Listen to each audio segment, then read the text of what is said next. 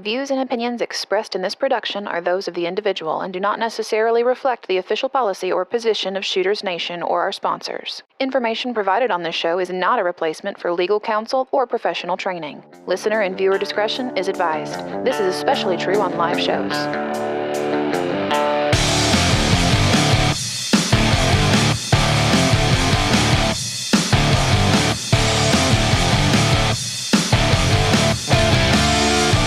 Welcome to the Shooters Nation podcast, the talk show for you, the armed citizen. Join us as we discuss guns and gear, training, mindset and knowledge, industry news and buzz, and of course, the firearms culture. Be sure to join us after the show at shootersnation.com and become part of the Shooters Nation.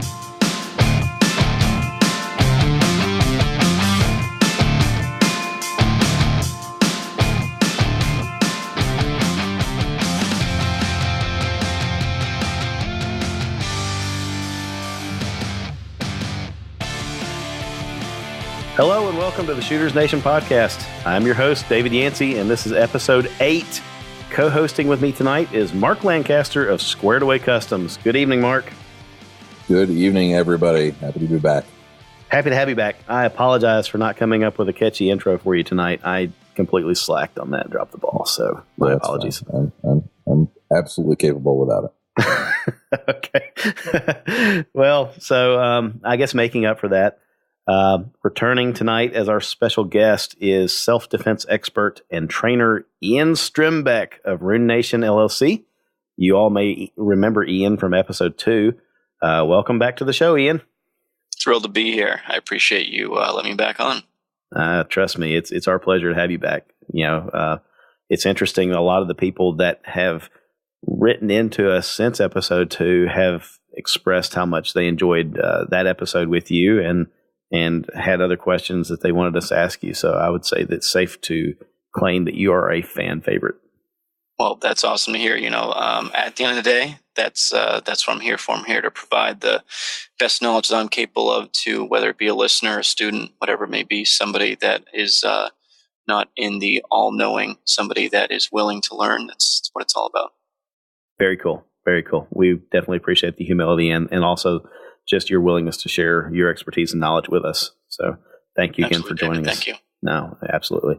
So, gentlemen, it's actually April 13th, Friday, April the 13th, as I record this, or as we record this. So I suppose that we should be ready for anything, which is good because Ian's here to help educate us all on the idea of self-defense in a non-permissive environment.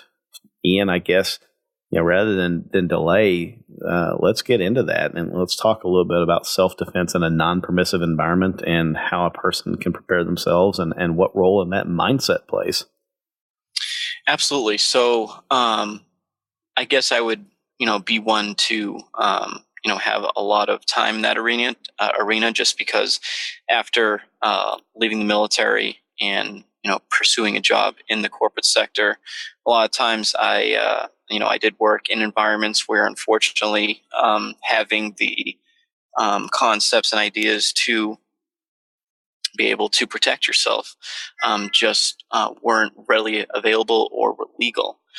So trying to think outside the box was kind of key if you were ever put into a situation where your life or the lives of your coworkers or even your loved ones were on the line. I think that really what makes that a timely conversation, especially for us tonight, is recent events. And maybe I'll just set the stage for us with that by reading a bit of a news article. April 3rd, 2018, at approximately 12:45 p.m., a woman with a handgun opened fire at YouTube's headquarters just south of San Francisco, California. 3 people were wounded, 1 critically, before the shooter turned the gun on herself and took her own life. Todd Sherman, a product manager at the company, said that he was in a meeting when the sound of people running through the building rumbled into his room. And as he headed towards the building exit with others, someone told him that there was a shooter. At that point, every new person I saw was a potential shooter, he wrote on Twitter. So as we work through this tonight, Ian and Mark, I just kind of want to frame that in mind and think about how we can make use of our built-in awareness and built-in perception of when things might be trending towards going wrong, and also make use of the things in the environment around us to protect ourselves and our coworkers. So if you gentlemen are okay with that, let's dig into it. Absolutely. So we know when we have to be put in these situations, whether it be, for work or for leisure, whatever it may be, the biggest thing to remember is that when it comes to a lot of individuals, unfortunately, in the gun realm, gun industry, whatever term you want to use, is that, and we talked about it on last podcast I was on, is that people view a firearm as this magical talisman that will somehow scare the bad guy away, or will make the bad guy magically disappear. And obviously, after you've talked to me in the past, I believe it's a whole multifaceted skill set. It's not just about the gun. It's about a constantly evolving skill set throughout your entire life. Obviously, the most efficient tool, in the modern 21st century is going to be a firearm. I'm not denying that in any way, shape, or form. But when it comes to us having to work in these environments, whether we want to or not, we still have to put food on the table. At the end of the day, we also want to abide by the laws so we don't go to jail and or lose our job in the process. There has to be a solution in place so that if a situation does arise where violence is brought to the forefront in our face, that we know how to deal with it. I think it's safe to say that we don't really get to choose when violence is going to present itself to us. Most of Absolutely. us will go through life and we'll never have a violent encounter. And that's wonderful. That's exactly how we want it to be. But violence has this crazy way of picking and choosing its victim without the victim's say so. Mm-hmm. And it chooses when and where it's going to present. And I think that it's safe to say that statistically an average person spends a lot of their time in environments where a firearm as a means of self-defense is just not permitted. And Ian, what can you tell us? How would you describe a non-permissive environment? What does that actually mean? To me, obviously there are many definitions that describe it, but basically it's any type of building or area where you're not legally permitted to be able to carry certain self-defense tools, whether it be an obvious one like any type of blade, whether it be a folder or fixed blade, or any type of firearm. And again, that's why having those multifaceted skills in place is going to lend in your favor, because at the end of the day, it's more about the software sometimes and not just necessarily the hardware. It's being able to look at your environment and being able to plug in certain things that are around you to be used as improvised tools if need be. So when you say software, you're talking about the training or about training and mindset, I guess. Yeah. And when it comes to being in these non-permissive environments, mindset is 100% at the forefront. I'm not saying in any other type of violent encounters that, mindset doesn't play a role, but definitely when we're looking at utilizing certain improvised tools in our environment, having that software in place is just going to lead us to be that much more safer in the long run, because we're able to look and think that much more proactively. That kind of makes sense. No, it does. I'm thinking about the YouTube shootings earlier this month. Obviously, very tragic. So with that incident, it kind of goes back to a video. I think it was I think it might have been 5 years at this point, but it was I wouldn't say a propaganda video, as propaganda makes me sound like a paranoid person, but it was a informative video put out by the Department of Homeland Security, telling people to seek cover and hide, and use scissors if necessary. But the biggest thing is that they didn't explain that physically using it would mean stabbing someone in the eye and swirling it around until you see brain matter. And again, It's easier said than done. And again, for the average person that has never even thought about laying another hand on another individual again, that is definitely easier said than done. Picking up that improvised tool, whether it be, the fire extinguisher to use blunt trauma on somebody, or picking up that pair of scissors, or that hardened pen to jab into somebody's carotid or into someone's eye, is something that we as modernized humans just, the average person doesn't think about, unless, for the layman or the person that doesn't really believe in the idea of self-defense. If I were to say that to them, they probably would think that I'm a sociopath or some type of psychotic individual, because they, as a good-willed or good-intentioned person of society, would never think about doing that to another living, breathing human being. Nobody rises to the occasion. They resort to their highest level of training. Absolutely. And,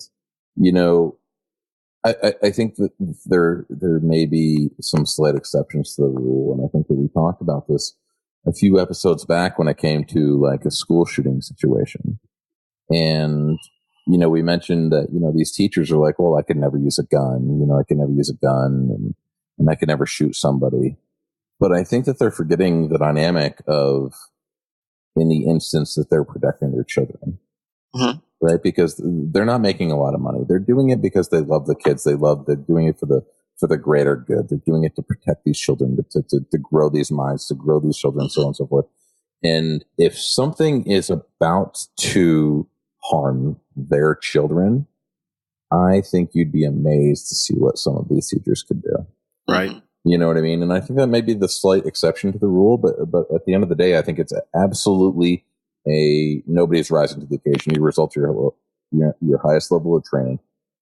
You need to be, I think that's absolutely the case. And I can't imagine it being any different.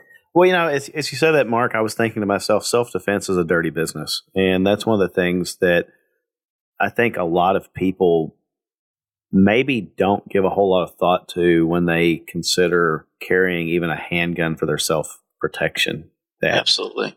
What is it going to look like, sound like, smell like, feel like, if they actually have to use their handgun to protect themselves? And let me just jump in here real quick, Ian, because I think it actually pertains. In some of the classes I've done with Ian, we pulled out the foam knives and we went at each other. Mm-hmm. And Ian has a very good way of making it feel very realistic when he demonstrates what it is you need to do in a certain situation with this foam knife. Right. And necessarily what it would be doing to a real person if it was a real knife. And I'm a gun dude. I am a action-packed movie watching, 38-year-old alpha male. Mm-hmm. And hearing some of these things about knife fighting makes me cringe. Sure. You know what I mean? Right. A knife is a very dirty tool. And man, oh man, like hair stand up on the back of my neck, get goosebumps. It's real when you're going hand to hand with a knife. A gun seems so simple compared to a knife. Yeah, and not to kind of go too deep into that tangent with anything knife related, but it is one of the most easily improvised and easily accessed tools, even in the 21st century. Like knives have been around, since the medieval ages, or even since we first, emerged out of caves and were able to sharpen an arrowhead and attach it to a stick. You could still consider that some type of blade. And even, throughout the years as, the human species has evolved, having some type of blade on your person has just been something that, especially as a male, as a man growing up, that's something that's, somebody's always had, a dad passing down the infamous jackknife to his son when he reaches, a certain time of age. It's something that we've always had, but it's also something that can cause significant damage to another individual, even in inexperienced hands. It doesn't take that much knowledge to put the pointy end into the soft, fleshy part of another human being repeatedly over and over again until that person ceases to exist. Right. Right. Thinking about the YouTube shooting again and using that as a point to illustrate a response to an attack in a non-permissive environment. Ian, your description of a non-permissive environment, essentially a workplace, it's a company or a property that forbids firearms. And I'm thinking that could include school property, to Mark's point earlier about protecting students. Yes. You might be a student or a staff member. I kind of have a saying for those places, whether it be federal courthouses, schools, hospitals, or corporate buildings that are mostly non-permissive environments. I call those target-rich environments. Yeah. Just because, again, to quote kind of Tony Blauer, kind of quickly, if you're not familiar with Tony Blauer, he created the SPEAR system, very well-known self-defense instructor. Here's a quote that says, most of the world doesn't want to learn self-defense because that means they need to accept and then take responsibility for their physical safety. And to them, that's scary. Right. So that's for the majority of the world, that holds especially true because people don't want to admit that there's scary, bad people out there that want to do them harm or do their loved ones harm. So instead, they put these rules or these laws in place that in their mind is going to somehow stop these ill-willed, violent individuals from coming to these establishments. And from our perspective, as people who continually practice in the realm of self-defense, whether it be the firearms, martial arts, whatever it may be, we scoff at these laws or these signs that are outside these buildings.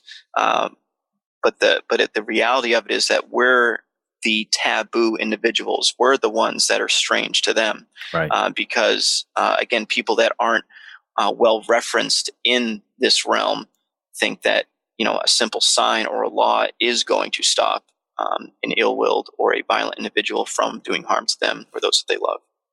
It's a good point. You think about these folks that were at the YouTube headquarters. They're in California, the most anti-firearms state perhaps that we have in the United States. So they already had that, quote unquote, working in their favor. Yes. Right. And so the headquarters of this place is just south of San Francisco. And that's not necessarily a gun-friendly environment either. The Bay Area is sort of a bastion of progressive, if you will, thinking that we're a very civilized society. Firearms have no place here. So these folks didn't go to work that day thinking that they would have to potentially fight for their lives.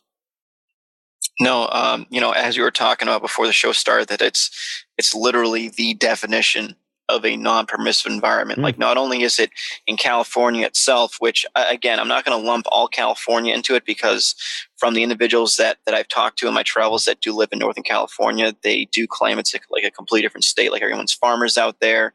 They all are, right-wing, pro-gun individuals, right. But again, that doesn't change the fact of the laws and the mindset of that state. So not only is it in California, but again, as you stated, it was in San Francisco, and it was in, ironically enough, the YouTube building, which previously to this incident had started to put into effect the ban of anything firearm related on their website. So, it was just a continual growth of just failure of people failing to understand that violence doesn't care about your beliefs or your laws or your signs outside your buildings. They're going to do what they want to do, because at the end of the day, that's what violent people do. Yeah, no, you're absolutely right.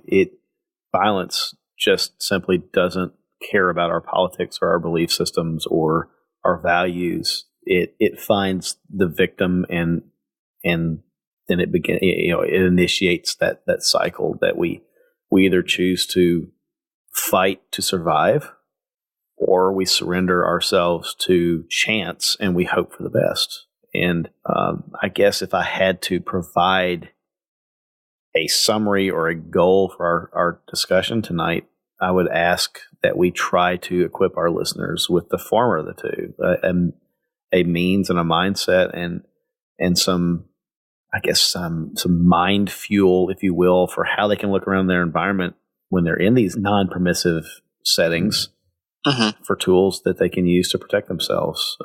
And also, I want them to bear in mind that what we're talking about tonight is the most dire of situations. It's going to be ugly and politically incorrect and horrific.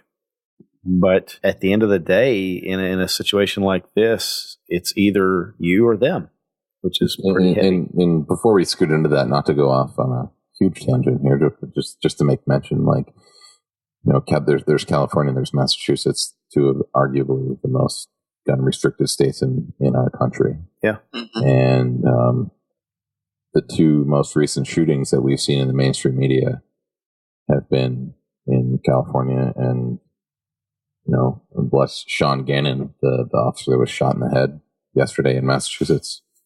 Mm-hmm. Serving a warrant, bad guy shot him right in the head. It's an illegal gun in a legal state. Yeah, there's a multiple felon. Shouldn't have had the gun. Like, what makes you think that these laws are going to change a damn thing? Right. And my mind just went there immediately when we were talking about California. And I was just like, well, then there's Massachusetts, which is also an anti-gun state. And, that Yarmouth officer, Sean Gannon, this young guy, 8-year officer. And he's gone because it doesn't matter. The evil is everywhere. Yeah. Obviously, our thoughts and our concern and our prayers are with Officer Gannon's friends and family, and of course even the victims and the YouTube shooting earlier this month. We frankly, we wouldn't wish that on anybody, and I would set aside the policies of YouTube and their beliefs as a company about firearms content on their service. When I first saw the YouTube shooting making the news, I thought, great, this is serendipitous timing. Of course, how ironic that here we are with a shooting in the YouTube headquarters. This will seal the deal that every gun channel on YouTube is now going to be shut down. But we found out after the fact that shooter had nothing to do with, it was a female that was upset with how she felt like she was being censored or limited by YouTube. And it wasn't an NRA member. It wasn't a middle-aged white male wearing camouflage. She drove a Prius. So I'll add to our list of things that evil doesn't care about. Evil doesn't care about state lines. Evil will strike in California the same way it will strike in Massachusetts or Alaska, and also obviously doesn't care about stereotypes either, because she did not fit the stereotype at all. She was actually this is why it lasted 12 hours in the media. Yep. That's an interesting point, isn't it? And I think we definitely ought to talk about that a little bit before we close tonight. But I think that the media needs to be taken to task for that. If that doesn't illustrate that there is a bias in the media when things don't suit their agenda, nothing does. It's kind of crazy. So, gentlemen, I did a little bit of digging before we talked tonight, and statistically, I found that an average person spends over 92,000 hours of their life at work, which is about 35% of their total waking hours over a 50-year period working at a 8-to-5 job, and roughly 50% of their total waking hours per day during that period. And so if work is a place where you cannot carry your firearm, that means that you're spending a significant amount of time in a non-permissive environment. And so that's Absolutely. why I feel like this conversation is very, very relevant. So when it comes to working in these environments, it is your day-to-day job. Whether you want to admit it or not, we probably spend a larger majority, like you just stated, statistically at these jobs. We probably know our coworkers better than, our own significant other. So we can very easily be in tune to what is happening in Susie's personal life or in John's personal life just because we're around them so much. So being constantly in tune and being proactive instead of reactive is going to set us up for success.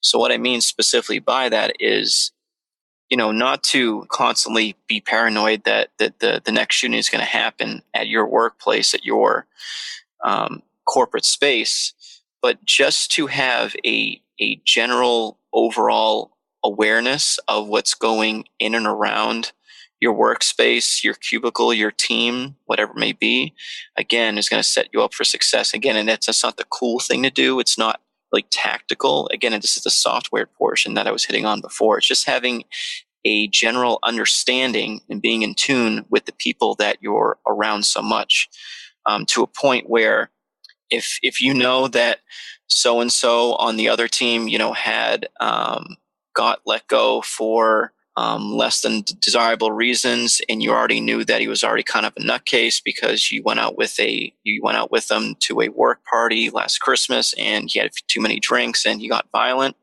then that should kind of be a red flag already, that you should kind of keep your wits about yourselves within the next coming weeks or so. If you're friends with him on social media, check his status updates, talk to one of his friends to see how he's doing, etc., so forth. So again, you're not caught by surprise if and when that less than desirable violent situation does occur at your workspace. Yeah, so as you said that, Ian, I jotted down the word awareness before you even said awareness on a piece of paper here in front of me. Mm-hmm.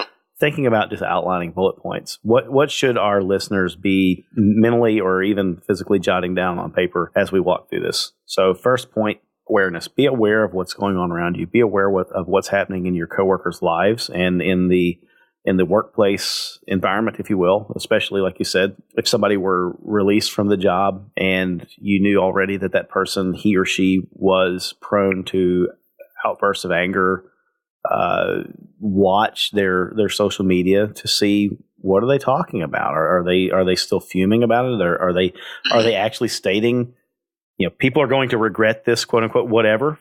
Yeah. Use your head. It's not profiling. It's just actually using your head, right? And the biggest thing is that the information is free. You're in that environment, like you had stated, about 50%, of your waking life. Take it in. Okay, just sit there, listen.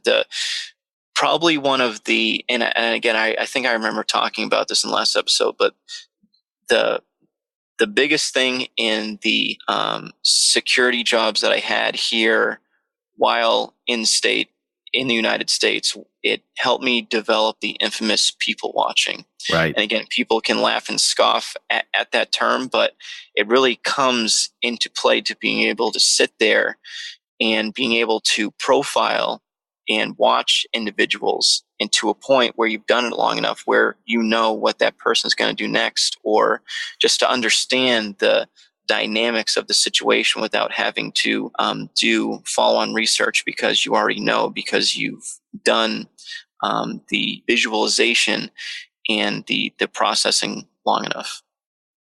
Mark, how much do you think it hurts us that as a society we train ourselves to mind your own business, and we somewhat declare that paying attention to other people's business is rude?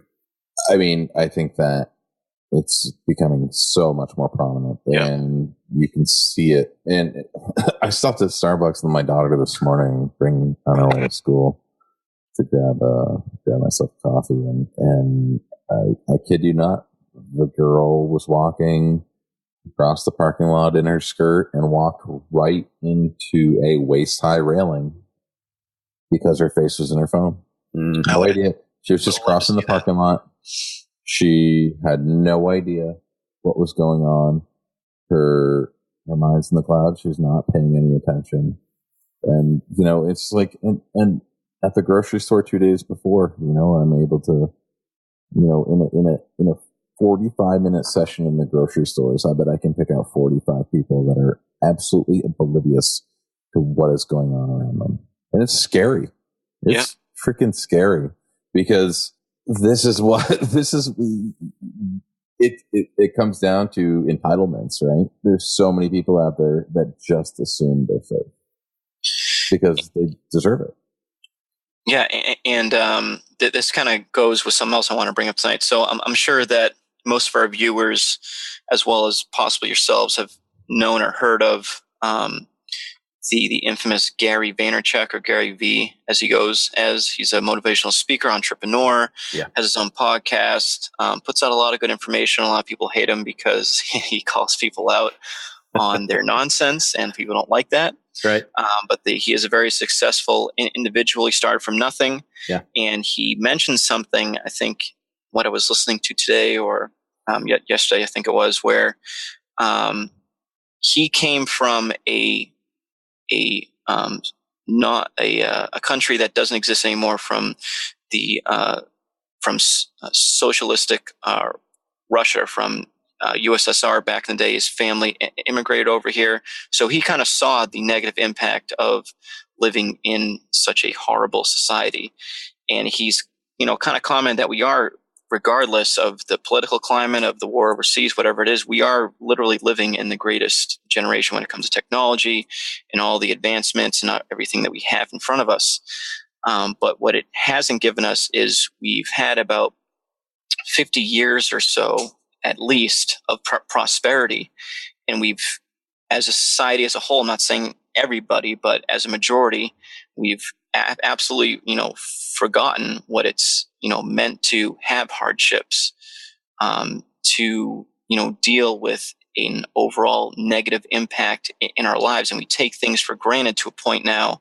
You have people complaining about, what milk is in their coffee, or, I couldn't, get something to download off of my Wi-Fi on my phone, and this or that. And again, it's kind of a double-edged sword, because obviously the digital age has given us the availability to, first and foremost, to be able to do this podcast that we're doing right now. And, to be able to advertise, especially if we're a business owner. But it's also helped us to kind of forget where we've came from, not only as a society, but as a species. Human beings have been killing each other since we emerged from caves thousands of years ago. And that's something that you cannot change. People want to fundamentally change this by putting in laws, and, again, putting up signs when it comes to these non-permissive environments. But at the end of the day, regardless if you agree with it or not, violence will and have always existed. And instead of trying to change violence, and instead of trying to make it go away, the best thing that we can do, again, as a modern society, is instead of trying to make it go away and forget that it exists, is to protect ourselves and our loved ones by preparing for it in the most efficient manner possible. Mark, you had something? Yeah, and you were talking about, the milk thing. And I deal with this on a daily basis. So I ordered my custom handmade holster 3 days ago. Where is it? I've already ordered one on Amazon and received it since. It's like, yep, that's the entitlement. It's the entitlement. It's the Amazon era. It's the Prime era, right? I want it now, and I can get it now. They want that instantaneous result. Instant gratification. Exactly. Patients are gone.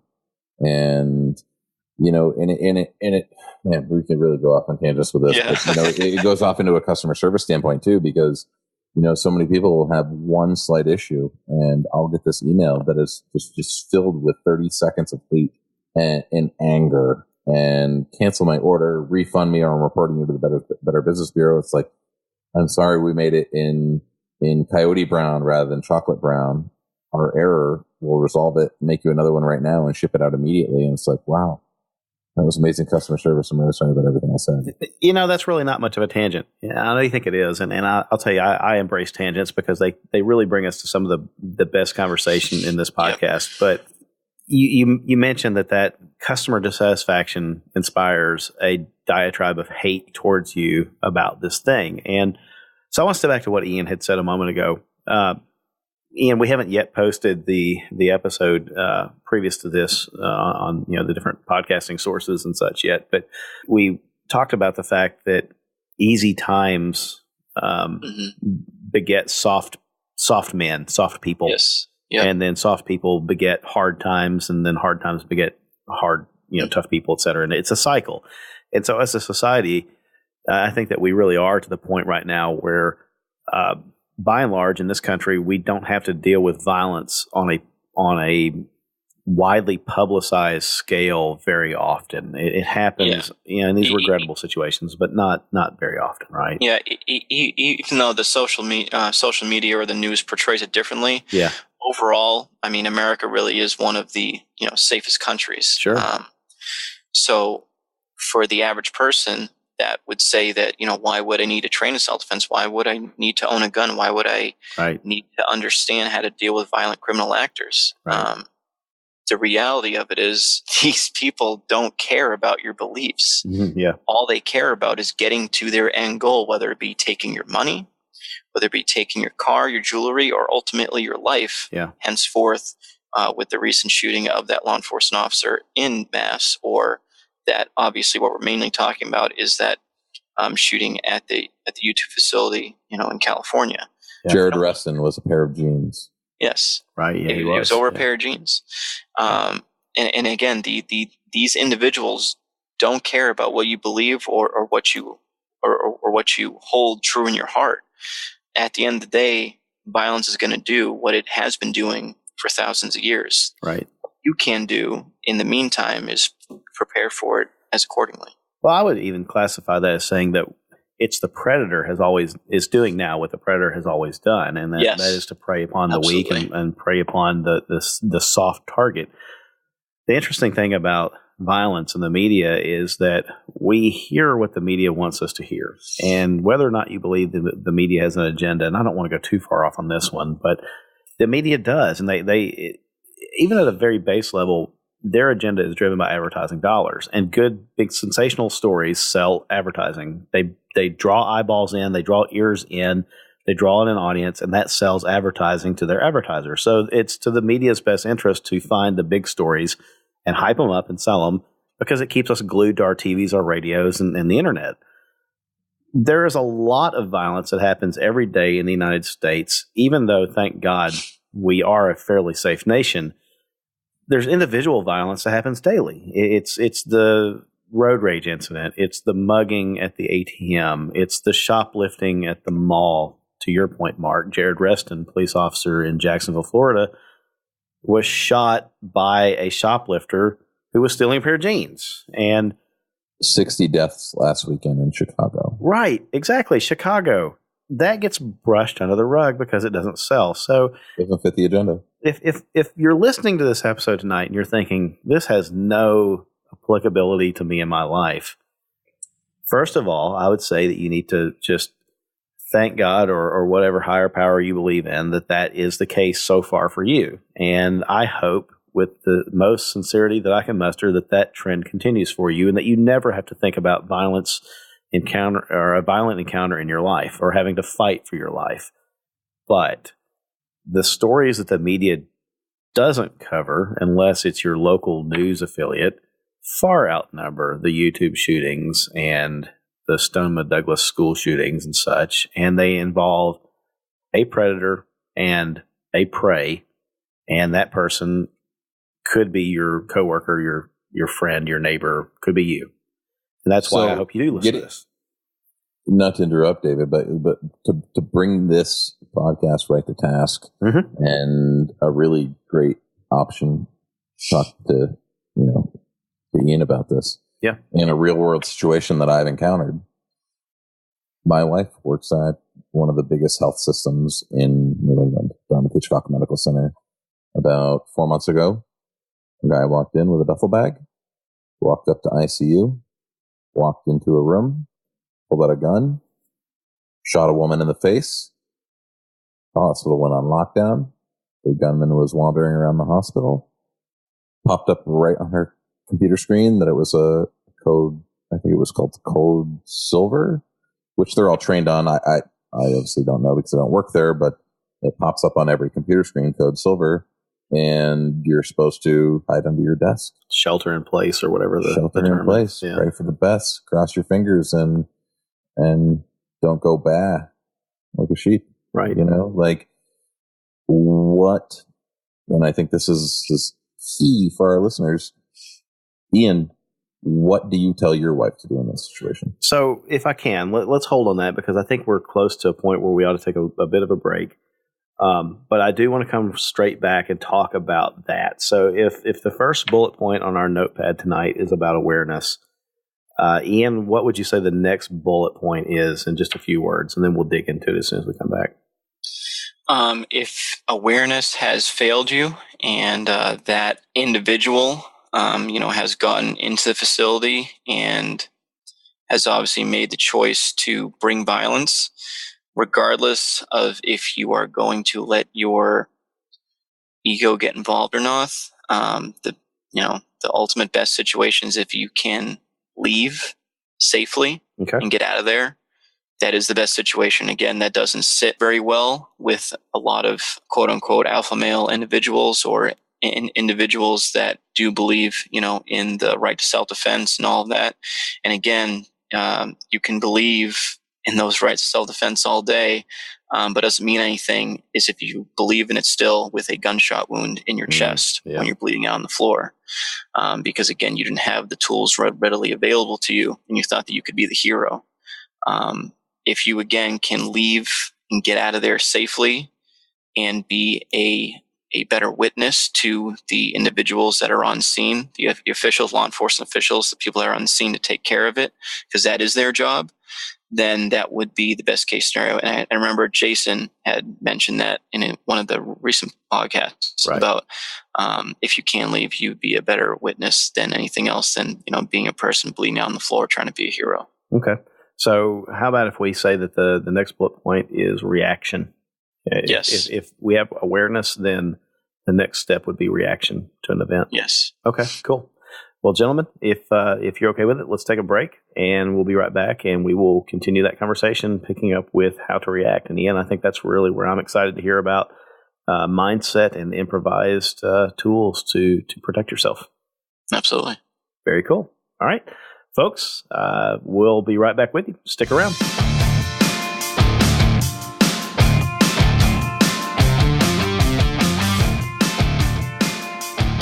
Hey folks, David here. I want you to think about the handgun you carry for your own protection, and I really want you to think about the holster you carry it in. Do you have trouble concealing your handgun? Does it feel like no matter what you do or how you dress, it's painfully obvious to everyone that you're carrying concealed? Well, I want to take a moment to introduce you to Squared Away Customs. Squared Away Customs is a manufacturer of custom, high-quality holsters for both concealed carry and duty carry. They provide a catalog of holster designs to choose from, and they are glad to take on custom work to design something to meet your specific needs. Mark and his team take pride in providing an excellent product at a reasonable cost. They work hard to keep delivery times short, and their number one goal is to ensure that their customers are satisfied. Squared Away Customs also offers a heroes discount to military, police, emergency medical workers, and educators. And for listeners of the Shooters Nation podcast, Mark offers a reduced pricing if you use coupon code ShootersNation. Again, that's ShootersNation as the coupon code. So, before you strap that cheap floppy store-bought holster on again, head over to squaredawaycustoms.com and treat yourself and your carry gun to something more worthy of the challenge.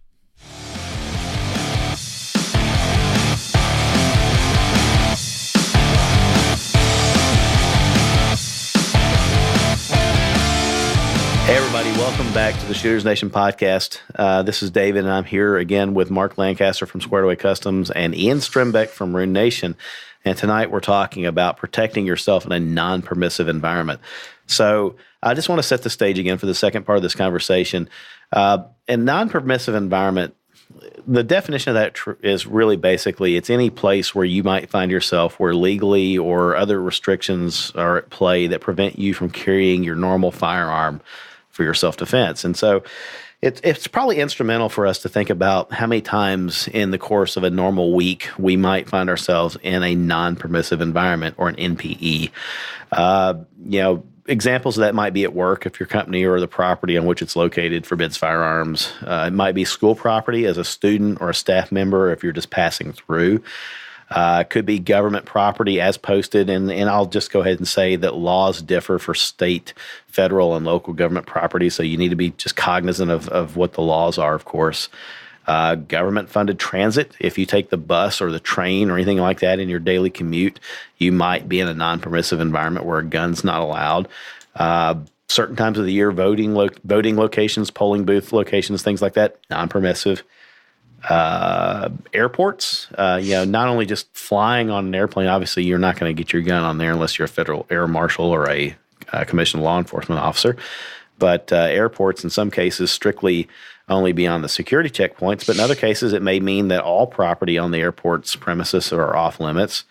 And in some states, it may even be your place of worship. You might not be allowed to carry a firearm. So there's a lot of examples of where you might find yourself in a non-permissive environment just in your daily walk. And that's why we're having this conversation with Ian tonight as our subject matter expert to talk about how to protect yourself if the unthinkable were to occur in a non-permissive environment. So before we broke for our break there, Ian, we had said that the first part of this, the first bullet point on our list tonight was awareness, and we talked about having the presence of mind to put aside social norms and saying it's okay to pay attention to other people's business. It's okay to, quote unquote, profile just a little bit because that might be a life-saving tool for you. Now let's move into the second bullet point, which we agreed on as being the reaction phase. So I just want to say that I'm about to shut up and let you and Mark talk, and you've got all the runway you need, man. Let's talk about the rubber's meeting the road now. You're in your non-permissive environment, and somebody has come in to do harm. Do we want to set the stage particularly and say you're at your workplace, at your office? Is that easy, or how do you want to set this one up? Yeah, that's fine. We can go from there. So okay. So like I was saying before we went for our break there, the kind of first thing, if we're able to, again, regardless of if you're letting your ego get involved, emotion, whatever it is, if you can easily and readily leave the situation entirely, so you can be a more readily available witness for the law enforcement officials that are going to be on scene. And so ultimately you can go home at the end of the day, and to most gun owners or people of our listeners are listening would hear that and take the idea of cowardice out of that than anything else. But at the end of the day, if you are in this non-permissive environment where you don't have necessarily your primary tools at hand, and you have an open gap, so to speak, to leave, where you don't have to commit violence on this individual, and you can go home at the end of the day to your loved ones again be a larger witness to those law enforcement officials more than anything else, then go ahead and do that. Don't allow your emotions or ego get in the way, because at the end of the day, you can have all the correct intentions at hand in your mind, but when you're bleeding out on the ground because you thought that you could be the hero, it's not going to matter. So basically, if I was going to summarize that, there's nothing wrong with running away. Is that what you're saying? There isn't. And again, me just hearing that, or for me to try to say that earlier, it does kind of like make me kind of irk inside, just Sure. because of my past and, being in the military and, being the protector. It kind of goes against everything that, especially as a man, that's like, that goes against everything that you stand for. Mm-hmm. But again, we kind of have to cut that line, so to speak, of that emotion and that ego, because ultimately that could get us killed if we let that take hold. So if we don't have a situation or an opportunity to leave the situation, Mm-hmm. we're blocked in, the attacker is there, whatever it is, we don't have an opportunity to leave. This is the acceptance versus denial phase, as we can call it. So many in this situation, again, the average layman in this situation, if faced with this, is probably going to run through every action in their head. No, there's no way this can be happening, and they're going to put every type of negative idea in their head as to why is this happening. This can't be happening. This isn't real. And by the time that they come to a conclusion, they're either dead on the ground or worse. And again, I'm not saying that every person that's been involved in a homicide or has been murdered didn't react, because again, that's a very broad, paintbrush to spread. Right.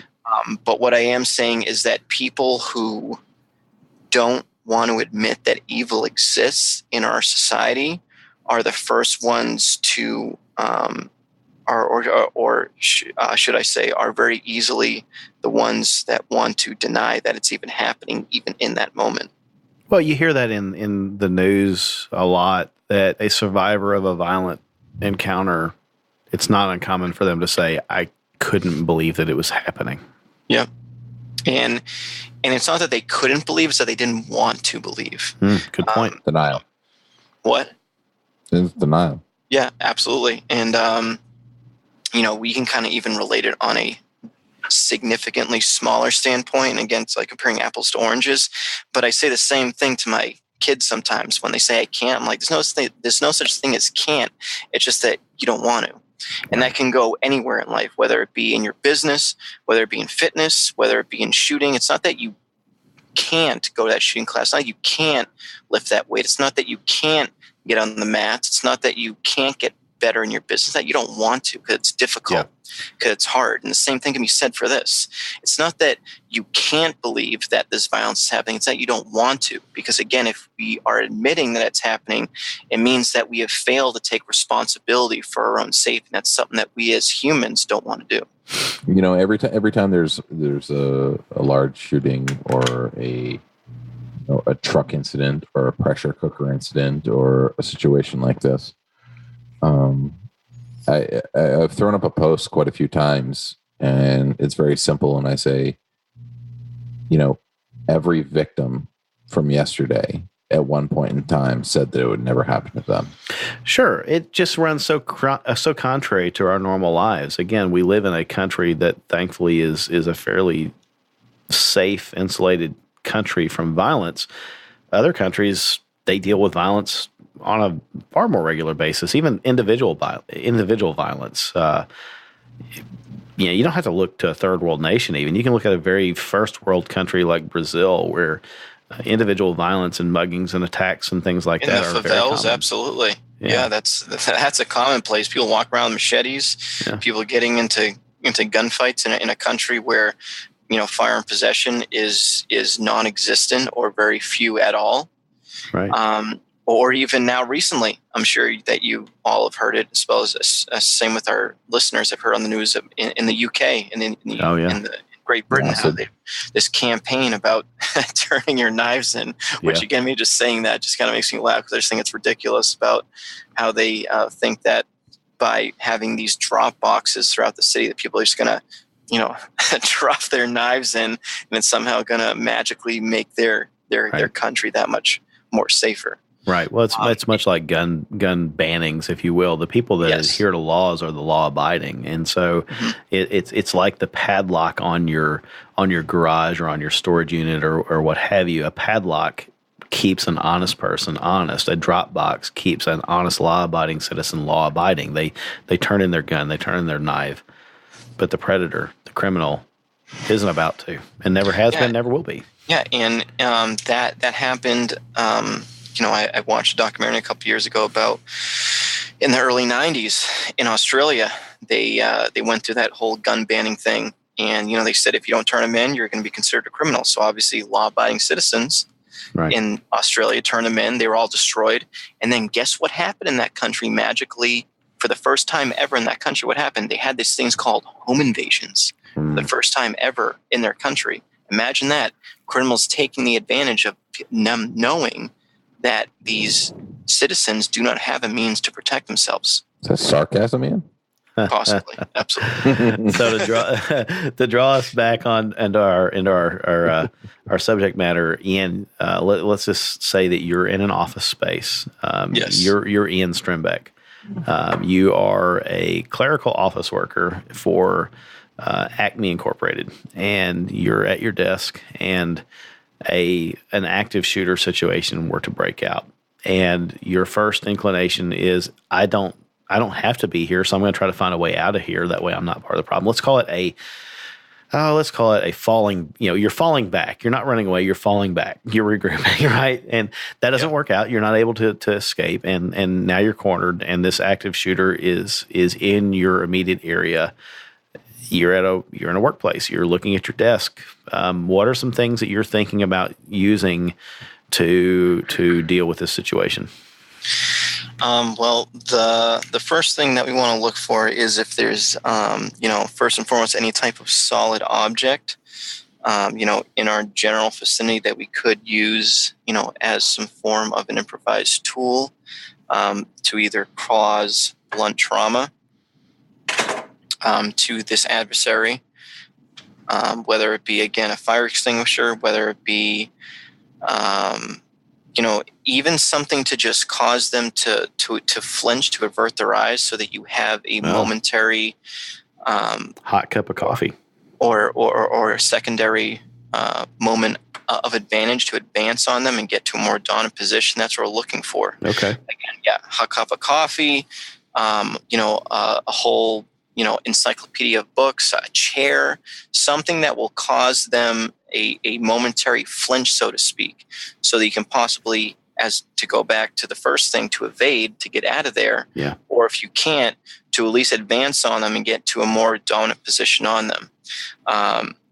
Again, if we can get to some type of sharp-pointed tool, whether it be, a pair of scissors or letter opener, exactly. Yeah. Some type of solid pen, something with a point on it. And again, this is something that's going to, again, be up to the individual and going to be completely situational dependent. Yeah. Because for the average individual, it's going to be a lot easier for them to throw something at somebody, versus actually taking a tool and jamming it into flesh. Right. Jamming that letter opener or that pair of scissors into someone's carotid. That's going to take a whole different mindset compared to the average individual that is just barely okay with throwing, a chair or a book at somebody. Well, this is the fight for your life. So let's really, I want our listeners to think about that for a moment. They might be aghast at this point and might be even reaching for the skip button to go to the next podcast. And I'll be honest, stop for just a second. Think about this. I can understand why you might want to do it. This is a very horrifying discussion, but recent events bear out that you might need to be thinking about this. So we're in the dirty business now of saving your own life and saving the life of your coworkers or your children or what have you. If running away or a tactical retreat isn't possible, you're now in a situation where you have to deal with that person, and it's potentially going to get ugly.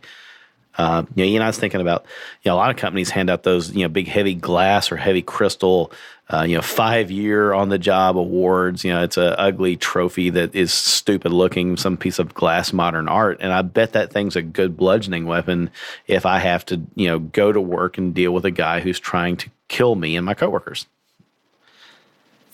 Yeah. And again, that's kind of more with any of this, what we're talking about today. It definitely has to deal with having that positive mindset of acceptance, of saying, yep, this is happening. The only thing that I can do about this, I can't evade, so I have to actually use forward movement and actually do something. And that's something, again, maybe causing blunt trauma to this individual so that I can hopefully evade. Or if not, if forced into a corner, I know that in my heart and in my will to live, that I'm going to do everything possible to come out alive out of that situation. And again, it's for the average individual that's easier said than done. Mm-hmm. We can talk about this, from here until tomorrow about in theory, but you have to know in your heart, in everything that you believe in, that you're going to go home at the end of the day. Can I ask a question that may sound stupid, but is this something that a team, again, let's go back to our workplace. Mm-hmm. If you're in a corporate environment and you have a team of 5 to 10 people or whatever your team might be, whether you're at a bank or a real estate office or, corporate America, whatever it is it a good thing to do a team builder where you go seek out professional training from somebody like yourself to do this and work through these scenarios? Because as I think about dealing with that denial, that I cannot believe this is happening to me. Oh my God, here's a guy in my office with a gun. What do I do? What do I do? What do I do? That analysis paralysis kicks in and you're terrified of it. It seems like the way to overcome that is training.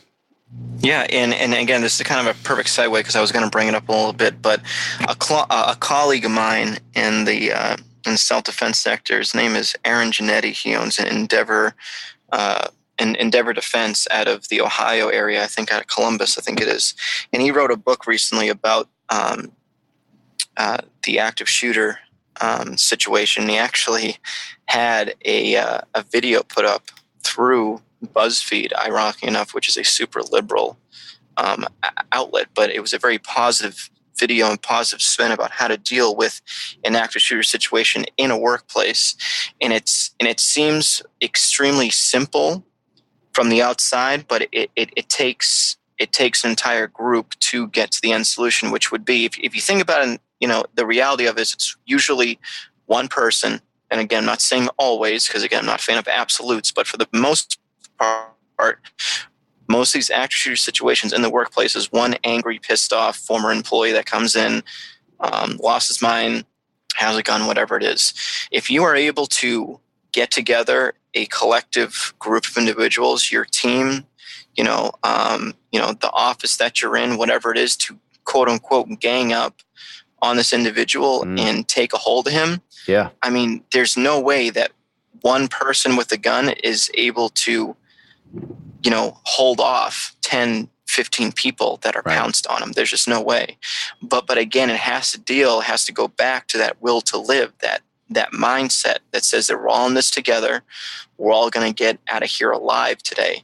And we're going to do everything possible to do that. Therefore, when this guy comes into the store, because we hear him around the corner, we're all going to, throw books at him, throw chairs at him, whatever it is, to at that moment disorient him so that we're able to, pounce on him, get into a more dominant position, hold him down, get that gun, that tool, that whatever his contact weapon out of his hand, and we're able to hopefully evade after that or hold him down until law enforcement officials arrive. And again, that's the best case scenario. But in theory, if we think about it from an outside perspective, it's really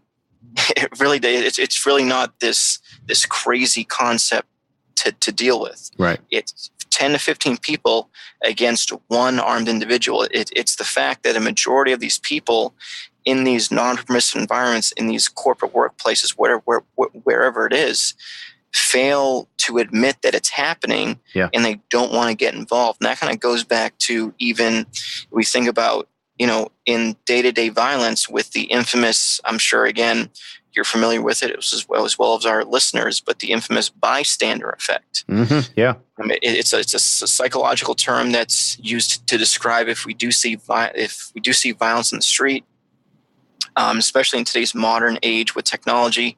You see everybody taking videos of it on their phone and not helping. They just want to watch. They want to view it as a spectacle because they're expecting somebody else to jump in and help. Right. And that same concept can kind of be applied in this active shooter scenario. They're, first of all, denying that it's even happening in the first place.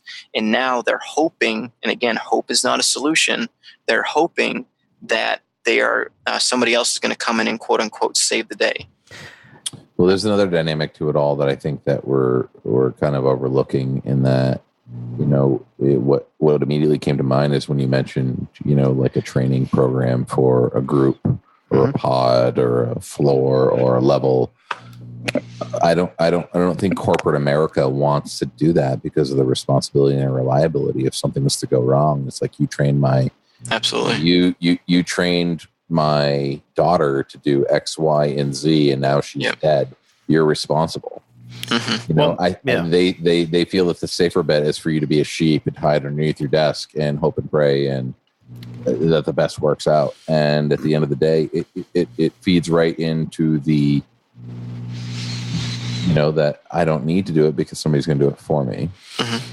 I'm going to say something that I hope doesn't under my desk, everything's going to be okay. Right. And that's perfect segue, because I was going to say something that might sound a little bit callous, but you look back at the Columbine incident, and students were hiding under the tables and desks, and the best they could do is pray that the shooter would, skip them by and go find someone else. And that's not a good tactic, right?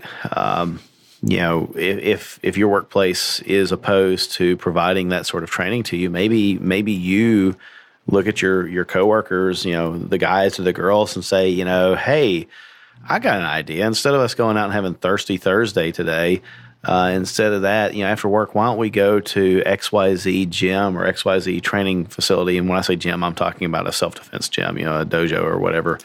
And David, take this you never class. Cancel Thirsty Thursday. No, well, okay. So maybe it's Wednesday. Wind down Wednesday. Yeah.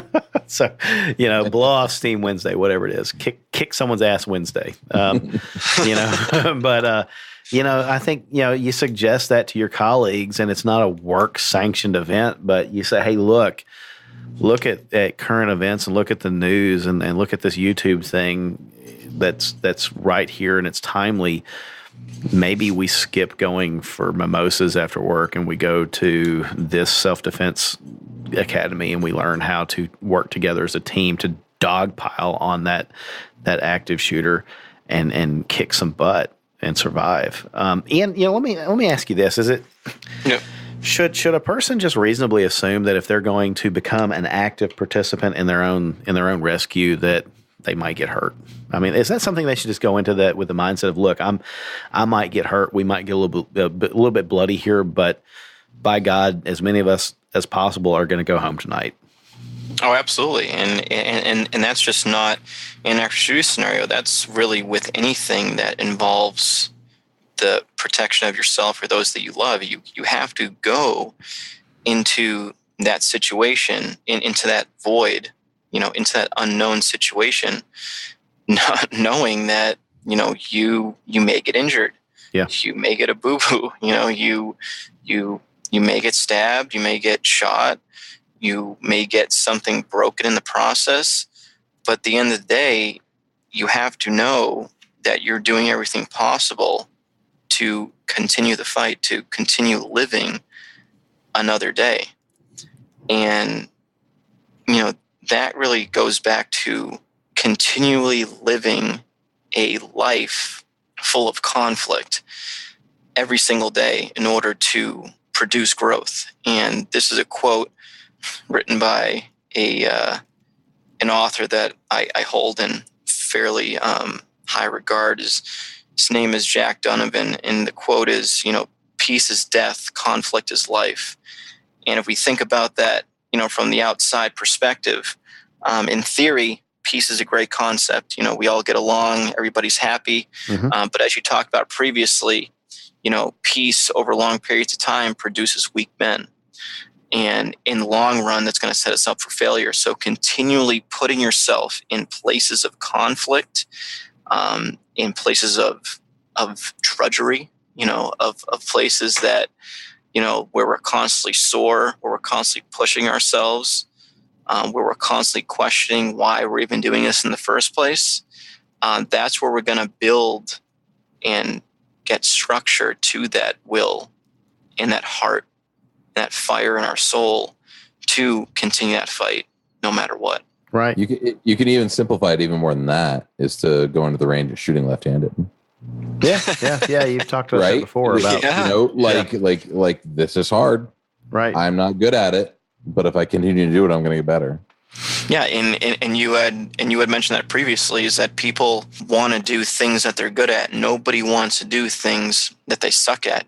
Especially as guys. Especially as guys in front of other men, we don't want to suck in front of other men, so we do things that we're good at. Therefore, we very rarely, not just men, but as a society as a whole, we very rarely put ourselves in situations that are difficult. And again, that goes back to what I was talking about previously about how we've had, a 50-year positive growth, overall in America with technology and whatnot, that we have really no reason to quote unquote go backwards and, put ourselves in less than desirable situations when we have every amenity realistically at our fingertips. So as you were talking about this a little while ago, I was thinking, Ian, that the idea that you should gang up on this attacker. A quote from General George Patton came to mind, and it was, a good plan violently executed now is better than a perfect plan executed next week.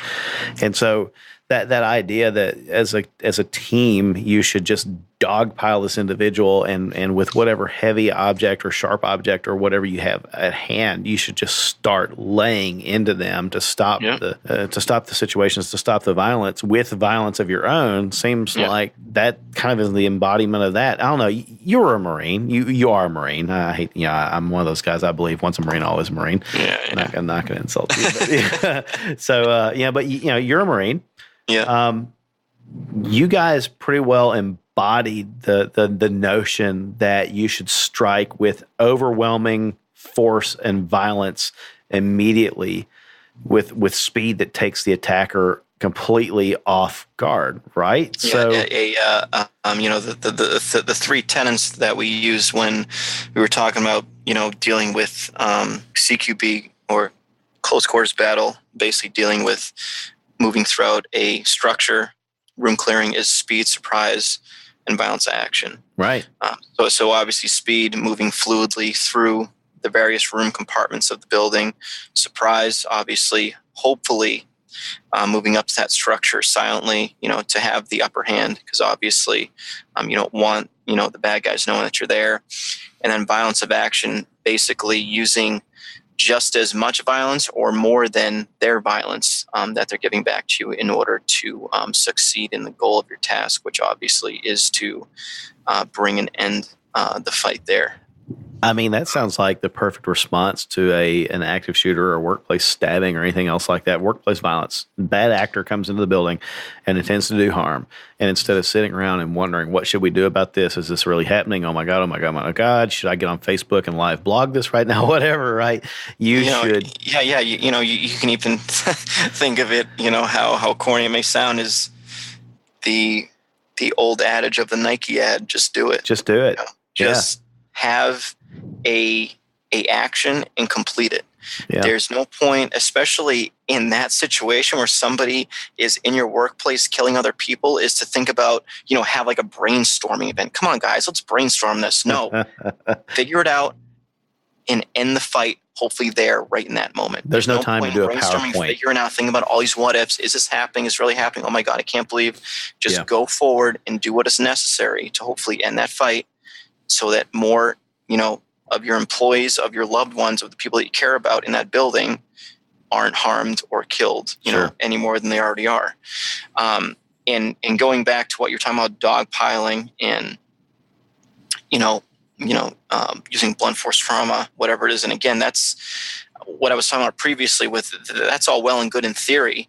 Yeah. But again, you have to be okay in your mind and in your heart to be able to literally bludgeon somebody to death, to cave someone's skull open that has brought harm to your workplace. You have to fight violence with violence sometimes. And again, a lot of, pacifist individuals aren't okay with that. Right. And again, I can't change their mindset, nor would I want to. That's the greatest thing about our country, is we're able to have, various beliefs and whatever it is, and it's completely perfect and, legally able to do that.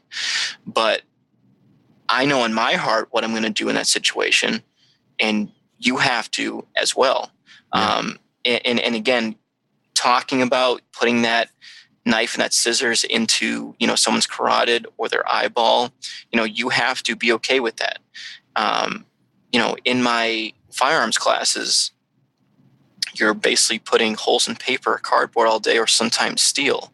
It's a lot different to an individual who looks like you, talks like you, breathes like you, smells like you, who moves like you, is staring back at you, is telling you to stop or whatever it is, or is yelling at you, or is in this crazed, mindset of killing your employees. You have to be okay with, in this context specifically, you have to be okay with taking that fire extinguisher and bash them over the head until they cease to stop what they're doing.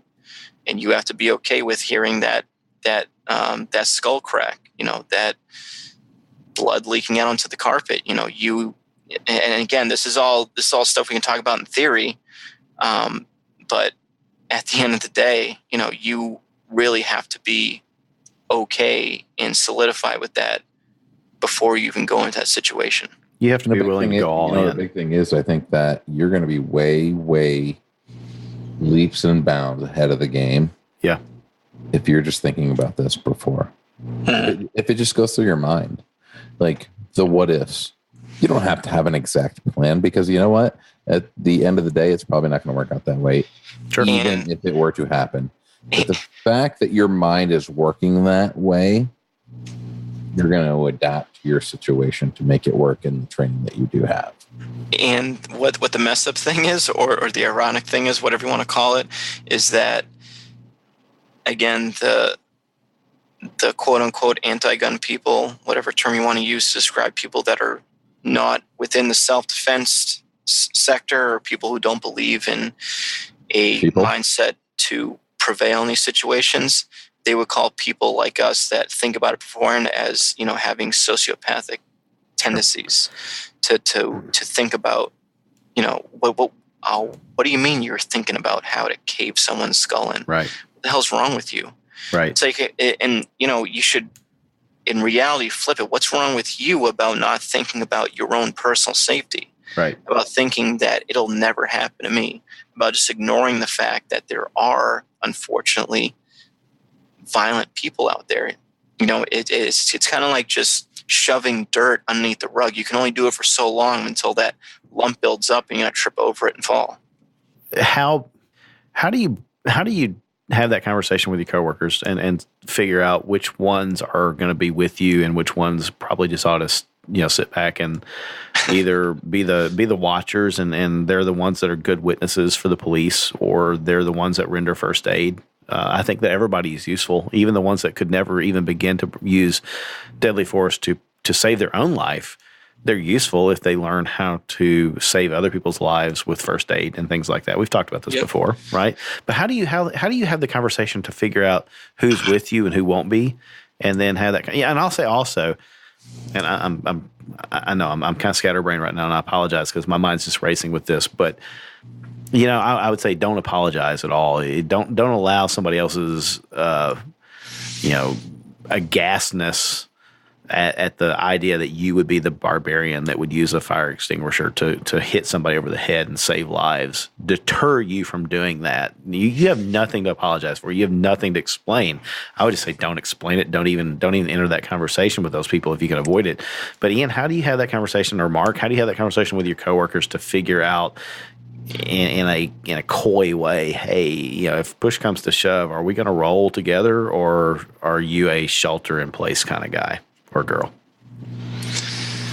I mean, I really don't think there's a perfect there's really a perfect conversation to talk about that. I guess it's just kind of, going out on those Taco Tuesdays, those Thirsty Thursdays, whatever you want to use to describe it, when you all go out together and, just kind of have a serious conversation about current events, maybe? About current events. Yeah. And that's actually a really good idea about, current events, and just kind of poking and prodding maybe at first to just kind of see who peaks up or not peaks up, but perks up with the conversation. Sure. See who's the first one to, either talk about, I can't believe, or man, I so would have done. And then that would be kind of a very easy decision maker from there. And then from there, you can kind of weave, or you can kind of make your way into those individuals and kind of bring, more of the survivalist mindset hopefully out. Yeah. No, I think that's great, right? You talk about current events and you've got the folks that say, I could never even imagine that, or whatever. That maybe you've sorted those over into category A. Yeah. They're going to be the good witnesses or the first aid renderers, but the girl or the guy that say, hey, I would totally XYZ that guy. Yeah. Those are the ones maybe you have that conversation with offline and say, hey, look, let's go have a class together and do that next time. Yeah. Cool. Mark, you look like you've got a thought. You're kind of leaning in there. For me, it's a very different angle. I own my business, and that's where I work, and it's a small business, so we don't really have. You're gonna have some big problems. You come into our business with wrong place to rob, right? wrong place to yeah, shoot absolutely the wrong place, the wrong time. I have 3 S. Wrong house. The return fire will be epic if you break into Squared Away Customs and think you're going to hold the place up. Yeah. So the dynamic that I am best able to relate in this situation is my wife. Okay. So she works in a very, what I would call, liberal institute for the majority. Sure. I think the majority. That's a lot of a lot of corporations these days, really. So, yeah. And for me and her, my points are: you do you get safe, and you get to your car. Sure. Period. You do you. You worry about you get home safe, you get to a place where you can make a phone call and you can give good advice. Prior to her position at this point in time in the medical world, she was an EMT. She's got good situational awareness. She has an eye for detail. You do you escape, you evade, and you render the best aid you can from your phone, and you survive for our children. Good point. Yeah, no, I mean, kind of going to the same thing as Mark, I can that's really the best thing I can relate to, kind of working for myself, just like Mark is. My wife works in a very similar kind of corporate environment, and she kind of, has her little cubicle, so to speak. She kind of works in like an open, quote unquote, bullpen, type layout in her corporate building. And she's already told me, like, the windows are unfortunately like already mandated to be locked, so I can't have that as a point of escape. But I have these items on my desk, but I could always crawl into my desk and get to this exit and this and that. So her wheels are always running, so to speak. And I guess that's kind of what I rub off on her. She's kind of in it with me, as my wife. So obviously her wheels are always turning, thinking about all these unfortunate situations. And it's just funny to hear from her, because all the people, even the quote unquote males that work there as well, they have nothing compared to her mindset, which I think is ironic. I'll offer this. I work in a corporate environment, what would be considered open floor plan. And if you've not seen it, it's essentially desk after desk after desk, not very many walls. Very open, hence the name open floor plan. We've done some emails and some required annual training about all sorts of things: health emergencies, heart attacks, seizures, how to help people render aid, things like that. They've really glossed over the idea of an active shooter. They've talked about it in terms of just what the government recommends. The FBI has published protocols of try to evade, try to barricade yourself in a room, and last but not least, try to fight back if you're afforded no other option. It's difficult to say what we would do. I work with a bunch of guys that I'm fortunate, a lot of my coworkers and even the people that work for me are pretty savvy. They're not anti-gun. None of them, obviously, none of us can carry a gun to work or bring a gun into work or anything like that. But these are folks, men and women both, that have the mindset of, I'm not going to be a victim. And this conversation tonight has made me think about just having the conversation with some of them and saying, hey, look, why don't we meet up for a non-work sanctioned off-site event after work one day and go get some training about how to deal with this? Or let's have several of these and let's go get some first aid training, and let's go get some violent actor training and things like that. That way we can at least have some sort of something training wise to fall back on if, the stuff hits the fan, if you will. So, okay. Well, so I think for preparedness or reaction, if you will, as our second bullet point, it's safe to say that you've got to decide what role you're going to fill, and if you're going to be an active participant in your rescue. Ian, your company's motto, "No one's coming to save you," really just screams out loud to me right now as I think about it. Yep. Yeah, and it's such a great logo to have, or motto to have, that no one's coming to save you. It's going to be up to you to save yourself. So that's part of it. If that's the role you're going to play, then seek out that training and that, start thinking about it and game planning it either by yourself or with others, and come up with what you would do if push came to shove and you had no other option but to fight.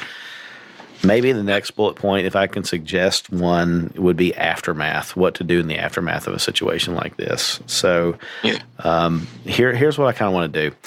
I'm not going to say that we're going to take a break, but I will say this. You have a handy dandy pause button on your device, and you can pause it now, and you can pick back up with us when you get back into your car or whatever. It's fantastic. Technology allows you to pause, but hit the pause button now, and we'll see you in just a minute. This is our final intermission and a handy place to hit the pause button on your device and take care of some business. It's okay. We'll be right here waiting for you to come back, completely oblivious to how long you've been gone.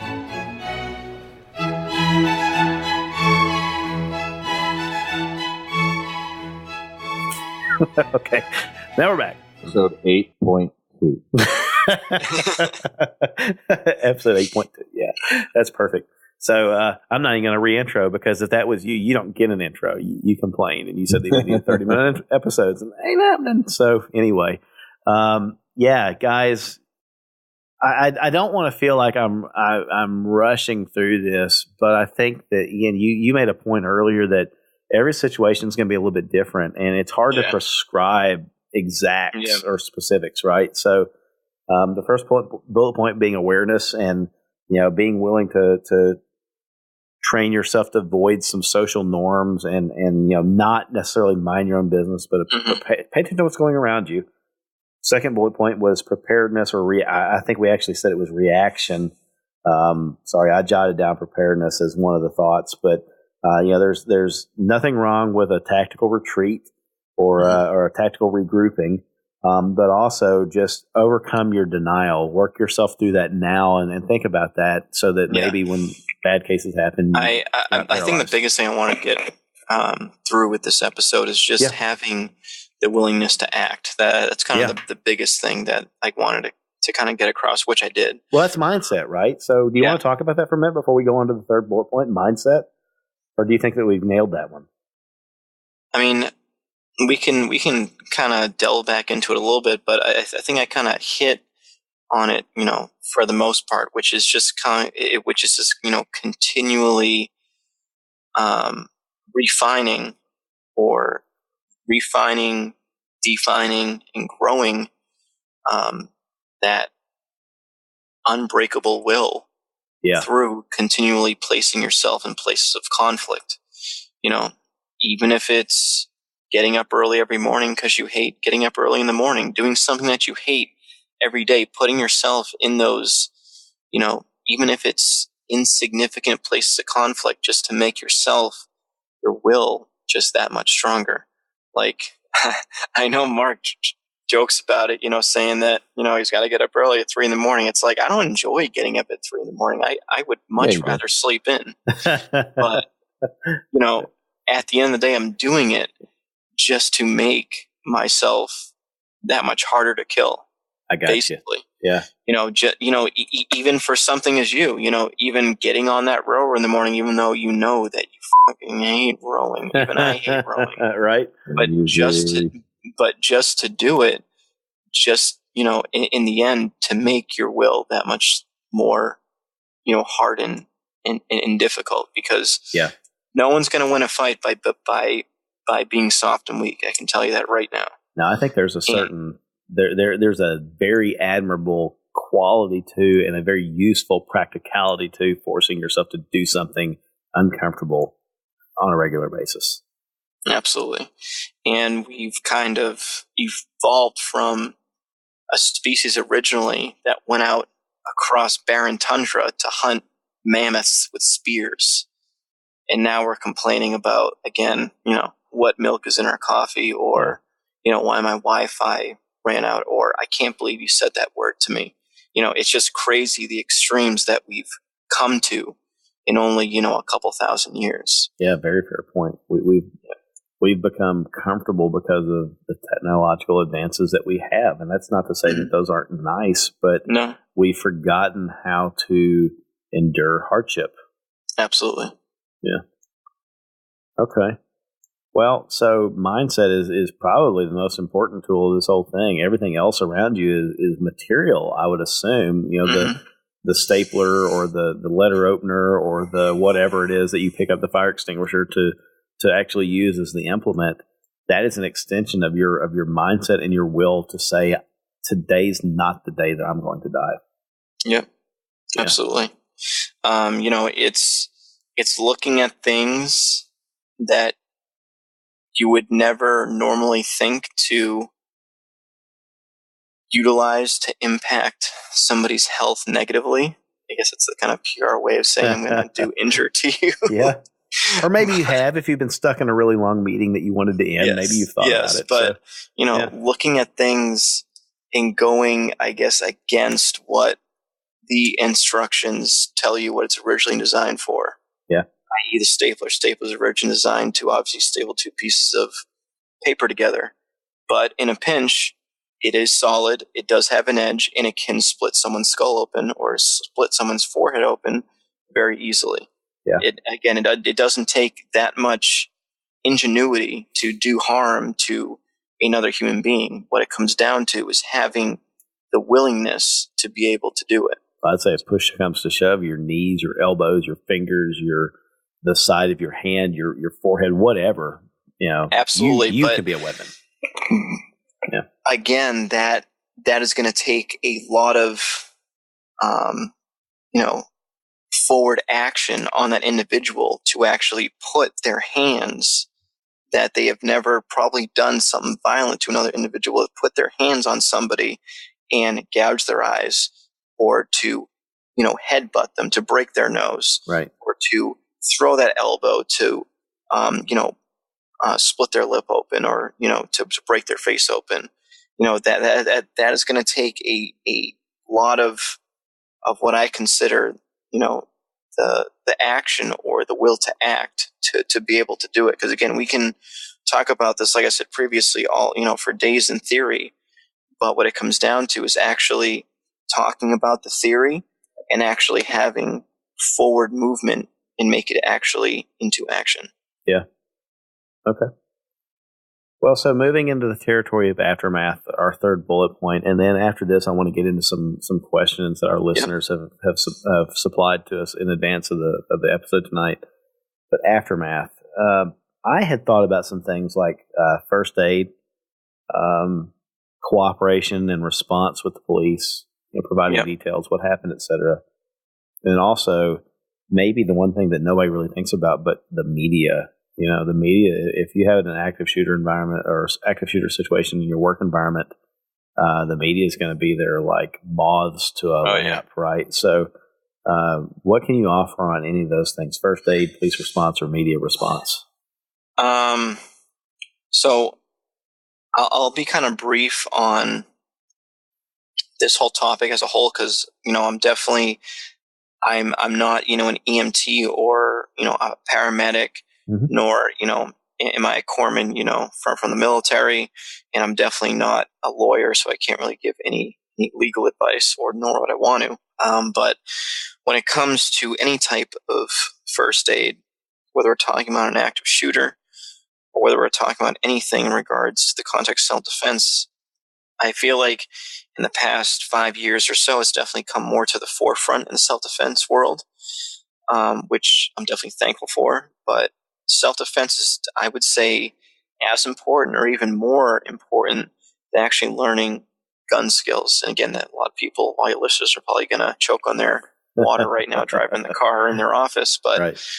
Yes, I did say that. I did say that medical skills are just as important or even more important than your gun skills, just because of, the reality of it is, with the statistics and everything else in place, it's a very slim chance that, especially as a civilian, that you're going to pull or utilize that concealed carry handgun that you may or may not carry on you. Maybe you have it stored or staged in your home for home defense. It's a very small, very minuscule situation that you're actually going to use that in. When it comes to first aid, however, it definitely opens up those probabilities that much higher, especially as somebody like me who lives out in the sticks. When I used to do my daily drive to work, I usually was the first one on the road in the morning, and there's basically one major strip of road that goes from my little town into the next major city. And there's a lot of deer that cross my road, to a point where, a couple of years ago, my wife got into an accident because she tried to avoid a deer, ended up going to a telephone pole because of that. Oh my. And, thankfully, the local volunteer fire department and EMT showed up fairly quickly. But you may be the first one on scene in, a situation, whether it be that individual hit some type of wildlife, or they got into a car accident, as a whole, they hit another car, whatever it is. You may be that first person on scene, and that may be the determination whether that person lives to see another day, or they expire on the spot before those first responders come. You couldn't be your own first responder even. I think it was last week, Mark, when we were talking to Mike Cicino, that he said that one of the reasons why so many gunshot wounds are survived in the current combat theaters in Afghanistan or Iraq or what have you is that the soldiers have, by and large, been taught how to render first aid to themselves. Combat Lifesaver Course, or CLS, as they call it, is what we all went through. It's not anything crazy. It's just the down and dirty basics of how to deal with, especially a gunshot wound, applying a tourniquet, wow, okay, whatever it may be. And, I feel like that's extremely important as somebody who takes the protection of themselves or their loved ones, as a very important marker in their life. Just because, again, another old adage that I've heard over the years is, if you know how to put holes in people, you should know how to plug them. And again, whether it be with a firearm and knife, or you've encountered somebody on a scene with a rollover accident, or in this context, in a active shooter situation, if one of your coworkers is injured, you should have the basic knowledge to, hopefully apply that direct pressure to that gunshot wound. Again, hypotheticals, every situation is going to be different. But in this situation, let's say a gunshot wound, to be able to apply that quality direct pressure and hold it there until those first responders arrive, may determine if that person expires on the spot or is able to go home to their loved ones at the end of the day. And you may be the person to determine that. So ignoring the aspect of violence in itself is obviously, bad juju, but also ignoring the aspect of having, you may be the person to apply that first aid is even worse, as far as I'm concerned. Yeah, I forget where I heard it, but I heard the saying, for bad guys, the key is to let the blood out. For good guys, the key is to keep the blood in.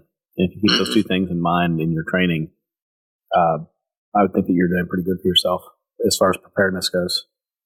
Absolutely. And, that's what it's all about. It's about having those multifaceted skills. So if the first aid concept is now at the equation when it comes to the, adding on to that aftermath standpoint, with the legal portion, obviously I would wait until, you do have a lawyer before you say possibly,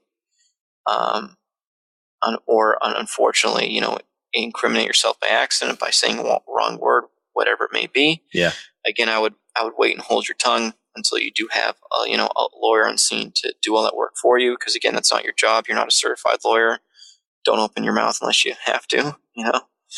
And the same thing can kind of be said for the media. Because again, like you said, they're like white on rice, so to speak. And you say one wrong thing out of term, especially now you're all hyped up from the incident. Your adrenaline's you're still probably coming down from your adrenaline high. Right. May have just, bashed someone's skull in, to aid in the survival of, your coworkers. So you're all hyped up. You're ready to go. You have a mix of emotions. It only takes, one wrong sentence or one wrong word for you to use in that moment for the media to unfortunately spin it into a completely negative situation. So with that, I would wait, hold my tongue, again, for that lawyer to come on scene, because again, that's their job. That's what you're paying them for. Yeah, I'm obviously not a lawyer, and I didn't even spend the night at the Holiday Inn Express last night, so I'm at a disadvantage. But I'll say this: in an event like this, I think that there's probably going to be a natural compulsion to explain yourself and to justify why you did what you did, and the media is going to be absolutely happy to put the microphone and the camera in your face and give you the opportunity to explain why you did a horrific thing to survive a horrific event. Please try to have the presence of mind for your own safety and well-being long term to just say not right now. Wait until you have an attorney present. Later, if your attorney feels that it's appropriate for you to have that conversation with the media, fine, by all means do so. But please don't feel like you owe us or anyone else an explanation of why you did what you did. That's between you and God. That's between you and your coworkers. It's none of our business. You don't have to justify it to us. You just went to an event that nobody else has any understanding or appreciation for. You owe us nothing. So don't fall prey to the media sticking that camera in your face and you feeling like now's the time for that cathartic moment for you to just unload all that's weighing on you.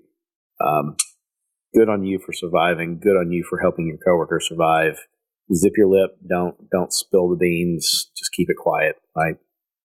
Absolutely. Well, Ian, do you have some time for some questions from the listeners? Absolutely. Let's do it up. Okay, cool. Mark, you ready for that? Okay, for sure. All right. So one of the listeners asked, Ian, are tactical pens really worth anything in a fight? And by that, I'm talking about the ink pens that are probably made out of some sort of rugged material, be it micarta or titanium or steel or whatever, and they can double purpose as a writing instrument or a striking/stabbing instrument. What do you think about those things? Well, I'd be lying if I say I didn't have one. But again, I feel like it's one of those things that if you can find them for inexpensive, sure, have at it. But if you're purposely seeking out, the best tactical pen, blowing all your money on it, I just think it's a waste, especially a lot of these guys that I see on the grams, on the Instagrams that do these infamous, quote unquote pocket dumps. Right. And they have all these non-permissive tools. I can guarantee you that they have no idea actually how to use them. Yeah. Again, I'm not saying for all of them, but a large majority of these people that go out and buy, all these cool super swirl, non-permissive tools, right. They're just collecting them. And again, if you want to be a collector, that's fine. I say it all the time to firearm guys too. If you just want to collect guns, you want to be a gun collector, that's fine. Just don't go around and tell people that you train in the aspect of self-defense, because you're lying. Right. Same thing can be said with, knives and these improvised tools, those infamous, little hand knuckles. Yeah. That you see like people buy. Like, that's all well and good. You can carry that non-permissive environment, but if you actually were to use that, you're getting your ass hauled off to jail, because that is obvious. Everyone knows what that is. There's no way to be like, oh, it's a bottle opener. I don't know what that is. That's weird. This is a bottle opener. Yeah. I'm sitting here chuckling because I saw what Mark was holding up to the camera. You put your fingers in it and you open bottles. Yeah. Or skulls. Two fingers in it and split someone's face open. Yeah. But, you're right. And you're not fooling the TSA agent either when you try to sneak that thing through in the airport. The biggest thing with this stuff is get the training with it. Okay. If you do want to go and buy the stuff, that's fine. Just don't have the same concept as with a firearm. Just don't go and buy a firearm and think that, you're going to be able to ward the bad guy away. Don't go around and carry a tactical pen and, the non-permissive knucks and think that you're just going to be able to just sling them on and have never boxed a day in your life or have never done martial arts a day in your life and think that you're just going to be able to put them on your fingers and just know what to do. That's not how it works. It's not how it's ever worked. It's all about the training and the software. And again, that may cost more than the actual hardware piece. Sure. But again, it's going to be worth it for you in the long run for your utter survival. I'll offer this. So I'm like you, Ian. I've got several of those tactical pins. They're cool. They're always a fun conversation starter, and honestly, that's probably what I keep them around for more than anything. But if I could make a recommendation to anybody, if you're really thinking about you want a pen that can pass the sniff test if you're going through the TSA checkpoint at the airport, etc., spend $5 on Amazon. Look for the Zebra F701 ballpoint. It's a stainless steel body, stainless steel point, all that other fun stuff. It is a pen. It's a clicker pen. If the agent at the TSA line is asking you, okay, fine, prove it to me, click it, it writes. It's a pen. It's exactly what it is. It's rugged enough that you could do a little bit of damage, and it's better than hopes and prayers if somebody's coming after you. So you could stab them in the eyeball or the neck or whatever. Again, the dirty side of things. But I would look into that before I spent $70-$80 on some super tactical Uber pen. Absolutely. Okay. Next question. I bought the expensive pen. I bought the expensive pen too. I can't throw rocks, right? I did. I bought an expensive pen. It looks really cool, and I'm sure you could drive it through a piece of plywood. But I hate mine. Did you really? What'd you get? Well, that wouldn't be very nice. Okay. So, it's a small company. Okay, I got you. It's a screw-on, right? It's a screw-on cap. Yeah. My problem with it is no matter how tight I put it, when I stick it in my pocket throughout the day, it loosens up. Gotcha. And the cap is stuck in my pocket, and the pen is floating around inside of my pocket. Not yeah. Cap. Well, I've got one of the Surefire pens. I bought that thing a couple of years ago, and I've got a funny story about that I'll tell some other time, about a Russian doctor that found his way into Tennessee and scares the hell out of everybody. So anyway, just remind me. I'll tell you that sometime. I'll tell the audience. It's pretty funny. I also have a bottle opener. You do have a bottle opener. It's a very impressive bottle opener. Quote unquote bottle opener. Quote unquote. The alleged bottle opener. So, yeah. All right. So the next question from our audience was, what are your thoughts on the bulletproof backpack panels, folios, and clipboards? And so I guess what they're talking about is like the panels that you drop inside of a backpack to use as a bulletproof shield. Yeah. So again, it's not the end all be all solution, but if you're able to just have that much more protection on you, a low vis solution, a low visibility, a low profile solution in a non-permissive environment, and you're able to, not, sell off your left kidney to get it, I don't really foresee a reason why not. A company that I've been working with that in turn coordinates with another one of my companies is a company called Premier Body Armor.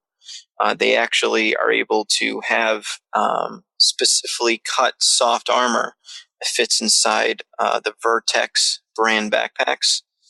And Vertex actually has a slot in the back of their backpacks where you can actually put this soft body armor in, so it fits in there perfectly. It's not, sticking out. It doesn't fit all wonky. The plates are specifically cut to fit right in the slot that was originally designed and sewn in to the Vertex brand backpacks. And again, doesn't add that much weight. I fly with it all the time. It gets through security. They don't, blink an eye at it. And again, it's not something that you're like, oh, I have body armor. I'm perfectly, I'm perfectly okay. Again, the best case scenario is to evade the situation, but at the very least, you're going to have some form of body armor on you, or at least if you're able to put it into your loved ones, if you're able, I've even seen some parents put the Premier body armor, the soft armor, into their kids' backpacks at school. And I think they even started doing it to be able to put into 3-ring binders as well. Wow. Okay. So, Mark, again, the options are there. It just kind of comes down to you being okay with your friends scoffing at you, saying that I think you're absolutely ridiculous and paranoid for putting plates into your son's backpacks for school. Mark, did you have something? I saw you leaning in. I didn't know if you had a a thought on that? Or? Yeah, I run a similar setup. I have a Vertex Gamut. I have soft armor in the back of it. It weighs little to nothing. Kind of in my inner circle, somebody had brought up recently about putting plates in their backpack, and I think plates is probably an overkill for what we're probably potentially maybe going to encounter someday. Not to mention a 12-pound plate. Yeah. The backpack is kind of ridiculous versus a 6-ounce piece of soft armor. Plus, it's going to sound a little ridiculous when you put that bag down here, big clonk. Yeah. Drop it on your foot accidentally. Or you put it down the wrong way and you just break your tablet. Right. Yeah. Dang it. Right, bad gun. Well, I'll offer this too. A person that's entertaining the idea of a armor plate or soft armor or what have you in a bag or a binder or something like that, especially if you're thinking about sending it to school with your kids. Do some research, please, on what your state and local laws are. As ridiculous as it sounds, it came to my awareness that Louisiana has a statute that they're trying to overturn right now in the wake of the Stoneman Douglas shooting in Florida. But Louisiana has a statute on the books still. I think it's listed as RS 1495-9, where they say that wearing or possessing body armor by a student or non-student on school property at school-sponsored functions or in a firearm-free zone is a punishable offense. And they say that whoever commits the crime of having that, and so this could be your kid, could be fined not more than $1,000 or imprisoned without hard labor. So that's a plus. Your kid would be imprisoned without hard labor for not less than 6 months nor more than a year or both, which is just absurd to me. So be aware of what the laws are around your area, especially if you've got a school or something like that you're thinking about carrying that too. All right. So let's see here. The next question from our listeners. Ian, what personal survival gear do you carry on your person or nearby, like in your, I guess let's just scope it to your person. This is going to be episode 2. Is that right? Okay. Ian is the most prepared man. So you mean like the infamous hashtag EDC? Yeah, I guess that. Thinking about this, scoping it to the idea of a non-permissive environment, what does your EDC look like? Oh, so for a non-permissive environment, I don't know. Now I'm intrigued. The fact that you had to think about it. Well, I mean, it's been a while. I haven't had to go into a corporate setting, for a number of years now. So, I guess first and foremost, having some type of medical gear on you. Okay. The big thing nowadays is a ankle medical kit. Interesting. One I've been using for a couple of years now.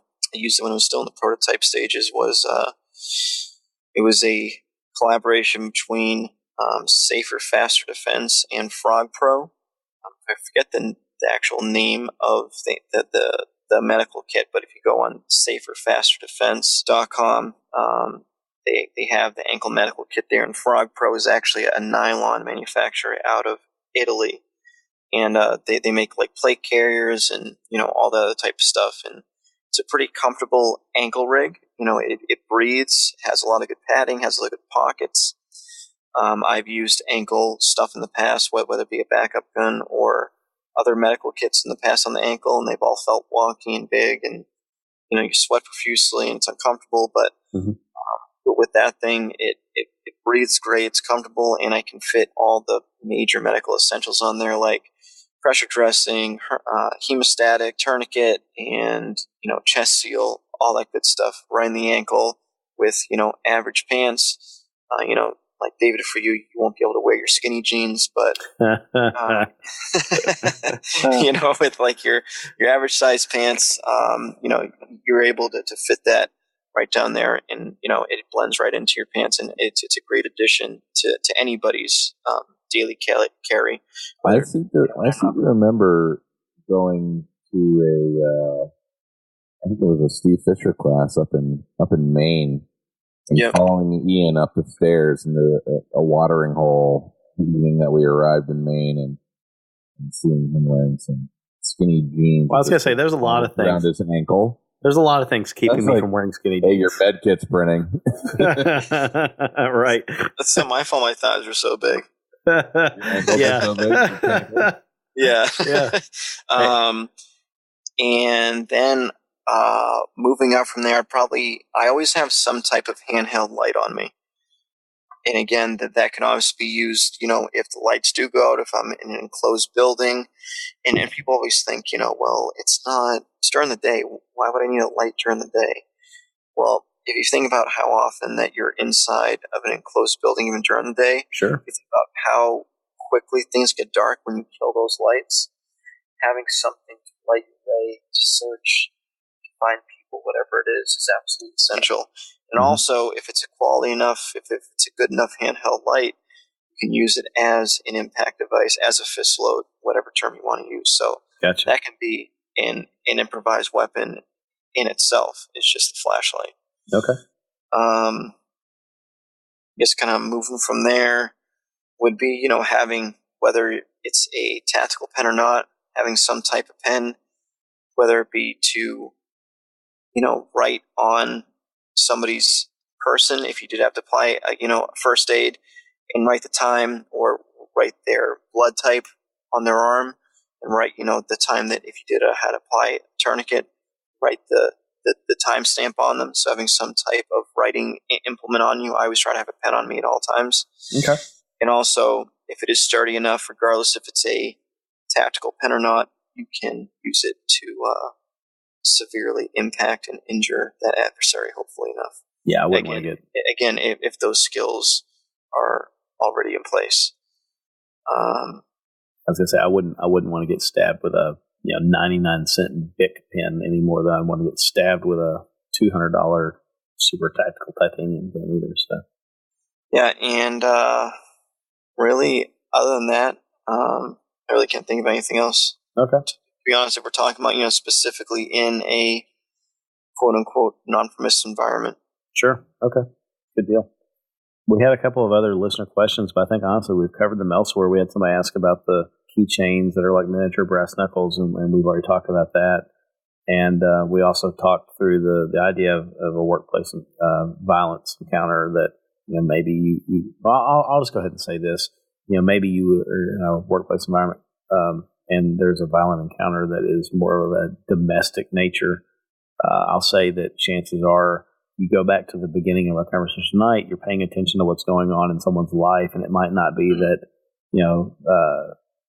Joe has been released from the company. It may be that Susie has a very difficult time at home and an abusive significant other or something along those lines. Just be aware of that. And if the abusive significant other shows up and Susie seems very uneasy about that, consider how that might play out. And you might opt to not let not let Susie's significant other know that she's there. Maybe Susie's quote unquote at break or with a patient or what have you, and you just try to keep the two of them apart until you can ascertain what's going on and get the police involved if needed. Yeah, de-escalation is key in a lot of things, not just in this possible workplace violence situation, really anything in life. And again, that requires verbal skills that many people don't really think about, because again, it's not cool. It's those soft skills that people really don't think about too often. But having those in place can also lead you to having the opportunity to use deflection, misdirection, to hopefully point that individual in another direction while you bring your friend to a more safe environment or a more safe situation. Probably one of it's probably comparing apples to oranges, but probably one of the best acts or the best examples of misdirection. I forget the name of the individual, but he's very well known in Vegas, and he uses what's called the art of sleight of hands. Mm-hmm. I don't know if you've ever seen that done. Mm-hmm.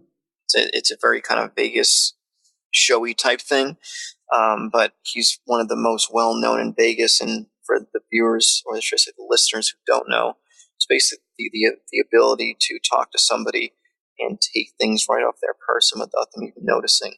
And again, it's about using that art of misdirection, about pointing their eyes and their body in a different direction while you purposely take things off the person without them even noticing. That's more about just verbalization, understanding body posture, and getting within that person's social bubble to make them feel more comfortable. No, I would say that in this particular case, it would be not taking something off their person necessarily, but taking a person out of the situation. So Exactly. that if that individual has shown up and it seems like maybe they're on edge and they're looking to do harm to one of your coworkers, if they've not yet seen that coworker, now's the time to figure out how you get that coworker out of the building or out of the environment so that situation just doesn't present itself and escalate. Absolutely. Cool. All right. And there's another tool out there that I gave my wife that I think is a pretty awesome product, and it's super reasonable, and anybody could use it. And that's by our friends at Boxer Tactical, which is typically a belt company for the most part. Right. They make this thing called the Key Whip, and it's like heavy duty rock climbing 1-inch nylon strapping that's in a loop. And then the loop is sewn like it's on a gun, sewn like it's on a gun, multiple different directions, and super rugged with like an 800-pound clip on the end of it that you clip onto your key ring. Oh, okay. So you kind of like those old lanyards that kids used to carry their sports teams, and they clip it on their keys and stuff in their back pocket and it would hang out like a foot and a half. Yeah, or the ID lanyards. These are multiple different lengths, right, but you tow a truck with them. Wow. Right? So the idea is you grab it and you have, a pound worth of keys at the end of it. And obviously you whip it. It's a flail at that point. You can beat somebody to pieces with that. Yeah, they're super rugged. They're pretty awesome. I always make sure my wife has, she loves hers. And she loves it because they're available in super bright colors too. Okay. So when she opens up that monstrosity she calls a purse that makes my Vertex bag look like a pocket, she's able to find her car keys quickly. And she's got an 8-inch tether that's bright blue on the end of it. I imagine nobody really questions that. It's not uncommon in my workplace to see people with badge lanyards and things. And so there you go. That's a fairly innocuous looking thing that you can deploy as a weapon if you need to. So yeah, listeners, Boxer Tactical Key Whip. That's the product. And it's awesome. Hit them up. Send Billy some business. Money. 100% made in America. Yeah, no, that's awesome. Well, Ian, let me ask you this as we try to draw things to a close.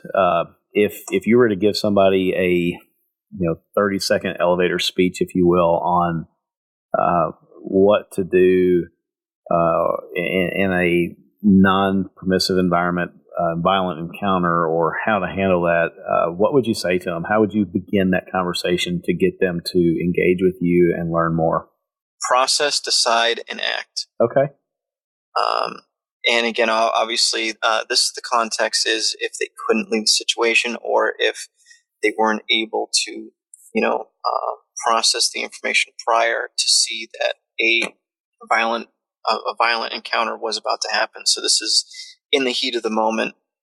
Person has entered the building, started shooting people up. Process, decide, and act. I feel like those three tenets is what is gonna lead that individual to being a survivor in that situation. Very good. Well, gentlemen, do we feel comfortable closing with where we're at? Yeah, I'm good. Unless Mark has anything else. No, I just can't stress enough how important it is to get your face out of your phone and get your eyes up and focus on what's going on around you all the time. Absolutely. You don't need to be this paranoid freak. Just have to glance around. Just look at what's going on and get your head up. That's the biggest thing. Be a participant. Absolutely. And just understand, that there are, whether you agree with it or not, there are violent people out there that, wish to do you harm.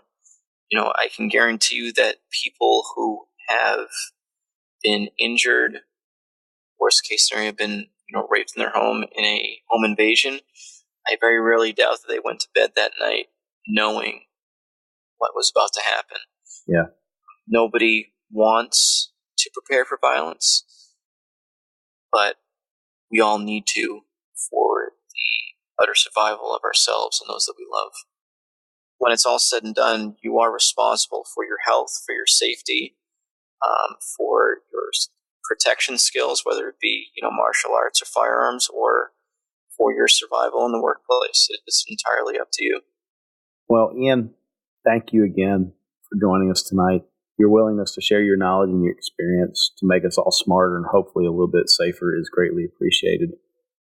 How can folks connect with you after the show if they would like to? Sure. So I pretty much are on all the major social media outlets: Facebook, Instagram, Twitter. If you were just to search Runenation LLC, that's RUNE Nation NATON LLC. It's all the same, whether it be on Facebook, Instagram, or Twitter. My website is the same, runenationllc.com. And again, if you have any emails or any questions, whatever, you can hit me up through a private message on Facebook, a DM on Instagram, or just a good old-fashioned email, which is runenationllc@gmail.com. And I continually have classes throughout the year. Right now, I'm booked up from now until the fall time frame. Obviously those dates are constantly changing due to requests from people that do hit me up through those outlets. At the end of this month, I actually have a class up by Mark at the second last week of April, up at his local range for a one-day pistol class, and then the weekend after that I'll be flying back out to Timber, Oregon for a 2-day class, both carbine and pistol. And then moving into May, it's mostly all local classes, whether it be for my points-driven strategies curriculum, which is basically how to work an entangled problem.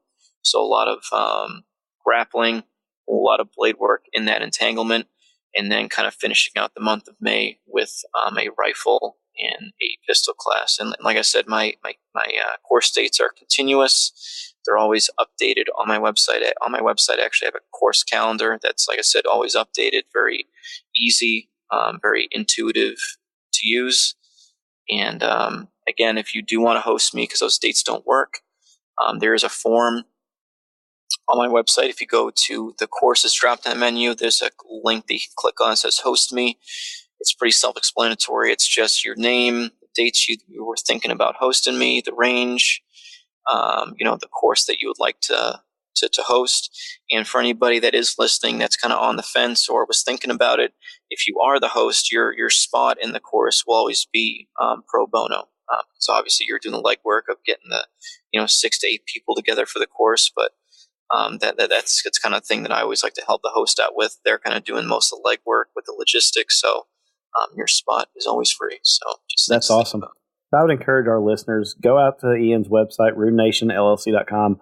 We'll put that in the links of the show notes, but go over there, take a look at the calendar. If there's a course that he's got that's got any slots open, please avail yourself of them. The conversation that we've had with Ian tonight, I'm telling you, this is the surface. We're just barely scratching it. Get into a class with Ian, get in there and experience the dynamics of it, and just drink in the knowledge that he's willing to share with you all.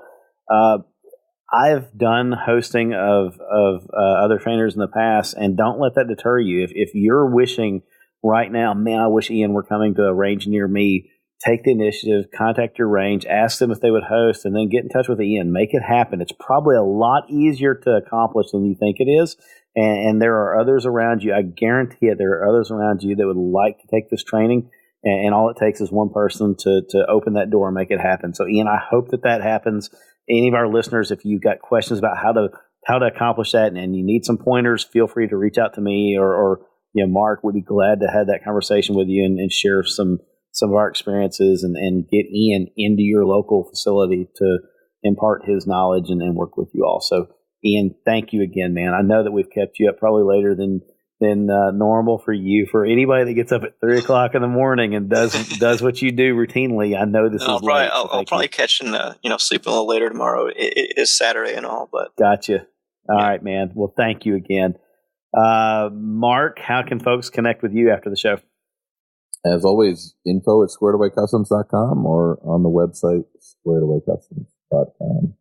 Yeah, definitely. Make sure to use Coupon code Runenation if you need any Kydex gear whatsoever. Folks, if you're looking at buying a holster anytime soon, and you're looking at Squared Away Customs, and you don't use that coupon code, you're just leaving money on the table. Please use it. That not only lets Martin know that you're listening to the podcast, and but that's there for you to take advantage of, and also keep in mind that for our military, law enforcement, first responders, and educators, Squared Away Customs offers a heroes discount. Contact them for that and let them know. They would appreciate your support. I would appreciate you doing that, and that's a great way to save some money on some fantastic carry gear. So hope you head over. A couple of things that I'm sure the listeners would like to hear is that we have been shipping concealed carry holsters to schools. That's fantastic. And I'm not like one or two. Yeah, triggered. Like I'm triggered. Very triggered, but in a good way. Yeah, a bunch. And it's very surprising. That's great. And it's also schools in states that you wouldn't think you'd be shipping holsters to. Good. We need more of that. New Jersey, Illinois, significant amount. Teachers. And for the listeners out there, we definitely appreciate your orders because you're making notes, you're using the coupon code, you're shooting emails, you're shooting phone calls to us. So really appreciate you guys, all of you. And there's been a bunch. So that's awesome. Now, teachers out there, please use that code and keep ordering and share the word with your fellow educators and keep doing what you're doing out there. I know that it's going to be hard to be the pro gun educator in today's climate, but good on you. And golly, if we can help you in any way, reach out. We'd be glad to do so. Fantastic. Well, I'll go ahead and mention, head over to shootersnation.com. We've got a mailing list that you can add yourself to. We also have swag available. So if you like our logo, I'm not wearing my hat tonight because I just didn't. But we've got a pretty cool looking logo. You can head over to shootersnation.com, click on the store link, ball caps, polos, all that kind of fun stuff. It's a great way to spread the word about the podcast and just show your support for the Second Amendment in general, and also trigger hippies at the grocery store. That's always fun to do. Head over to shootersnation.com/donate if you care to support us in financially in any way. Not required. We definitely appreciate it. It helps make the show possible and allows us to continue to advance what we're offering for you guys. Definitely still head over to Squared Away Customs. Show those guys some love. Head over to RunenationLLC.com or even Gray Hive, the other organization that Ian is a part of. We didn't mention that tonight, but I definitely want to plug those guys. It looks like a fantastic cadre of very well vetted and very well informed subject matter experts that offer a variety of training. So please head over there and support those folks as well. And lastly, but not least, if you've got any ideas for the show, if you've got people that you would like us to bring on, if you can connect us with guests, if you just hate the fact that once again we're not cutting our episodes short, feel free to let us know. Head over to shootersnation.com/idea and fill out the survey form. You can make suggestions. You can give us constructive criticisms, whatever, good or bad. We want to hear from you. Can't always promise that we'll use what you suggest, but we will take it to heart. But anyway, wow, gentlemen, good material. I really hope that our listeners took something away from this. Folks, put in the effort, had the conversations, prepare for the worst. No matter what you think, your life is worth it, and we need you on this planet. So get out there and do your best to prepare for the worst possible circumstances. Yeah, for sure. And listeners, keep your ears peeled because we got some pretty cool ideas coming down the pike for upcoming episodes. So tell your friends too. Some Q&A stuff, some live stuff. So definitely stay tuned. Absolutely. I'm looking forward to it. We got an exciting time ahead of us. We're bearing down episode 10 really quickly. So definitely use that shootersnation.com/idea link. Let us know what you like to do there. We're thinking about maybe trying to do a live listener participation show. We want to hear your questions, whatever it is, open door. Ask us your tough stuff and we'll try to get to it. It'll be a lot of fun.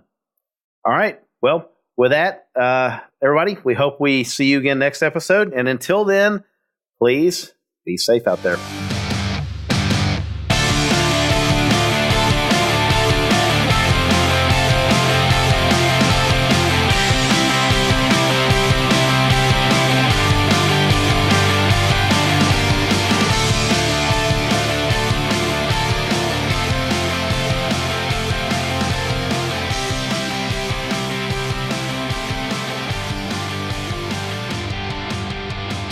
The preceding segment was a production of the Shooters Nation podcast. Visit us online at shootersnation.com.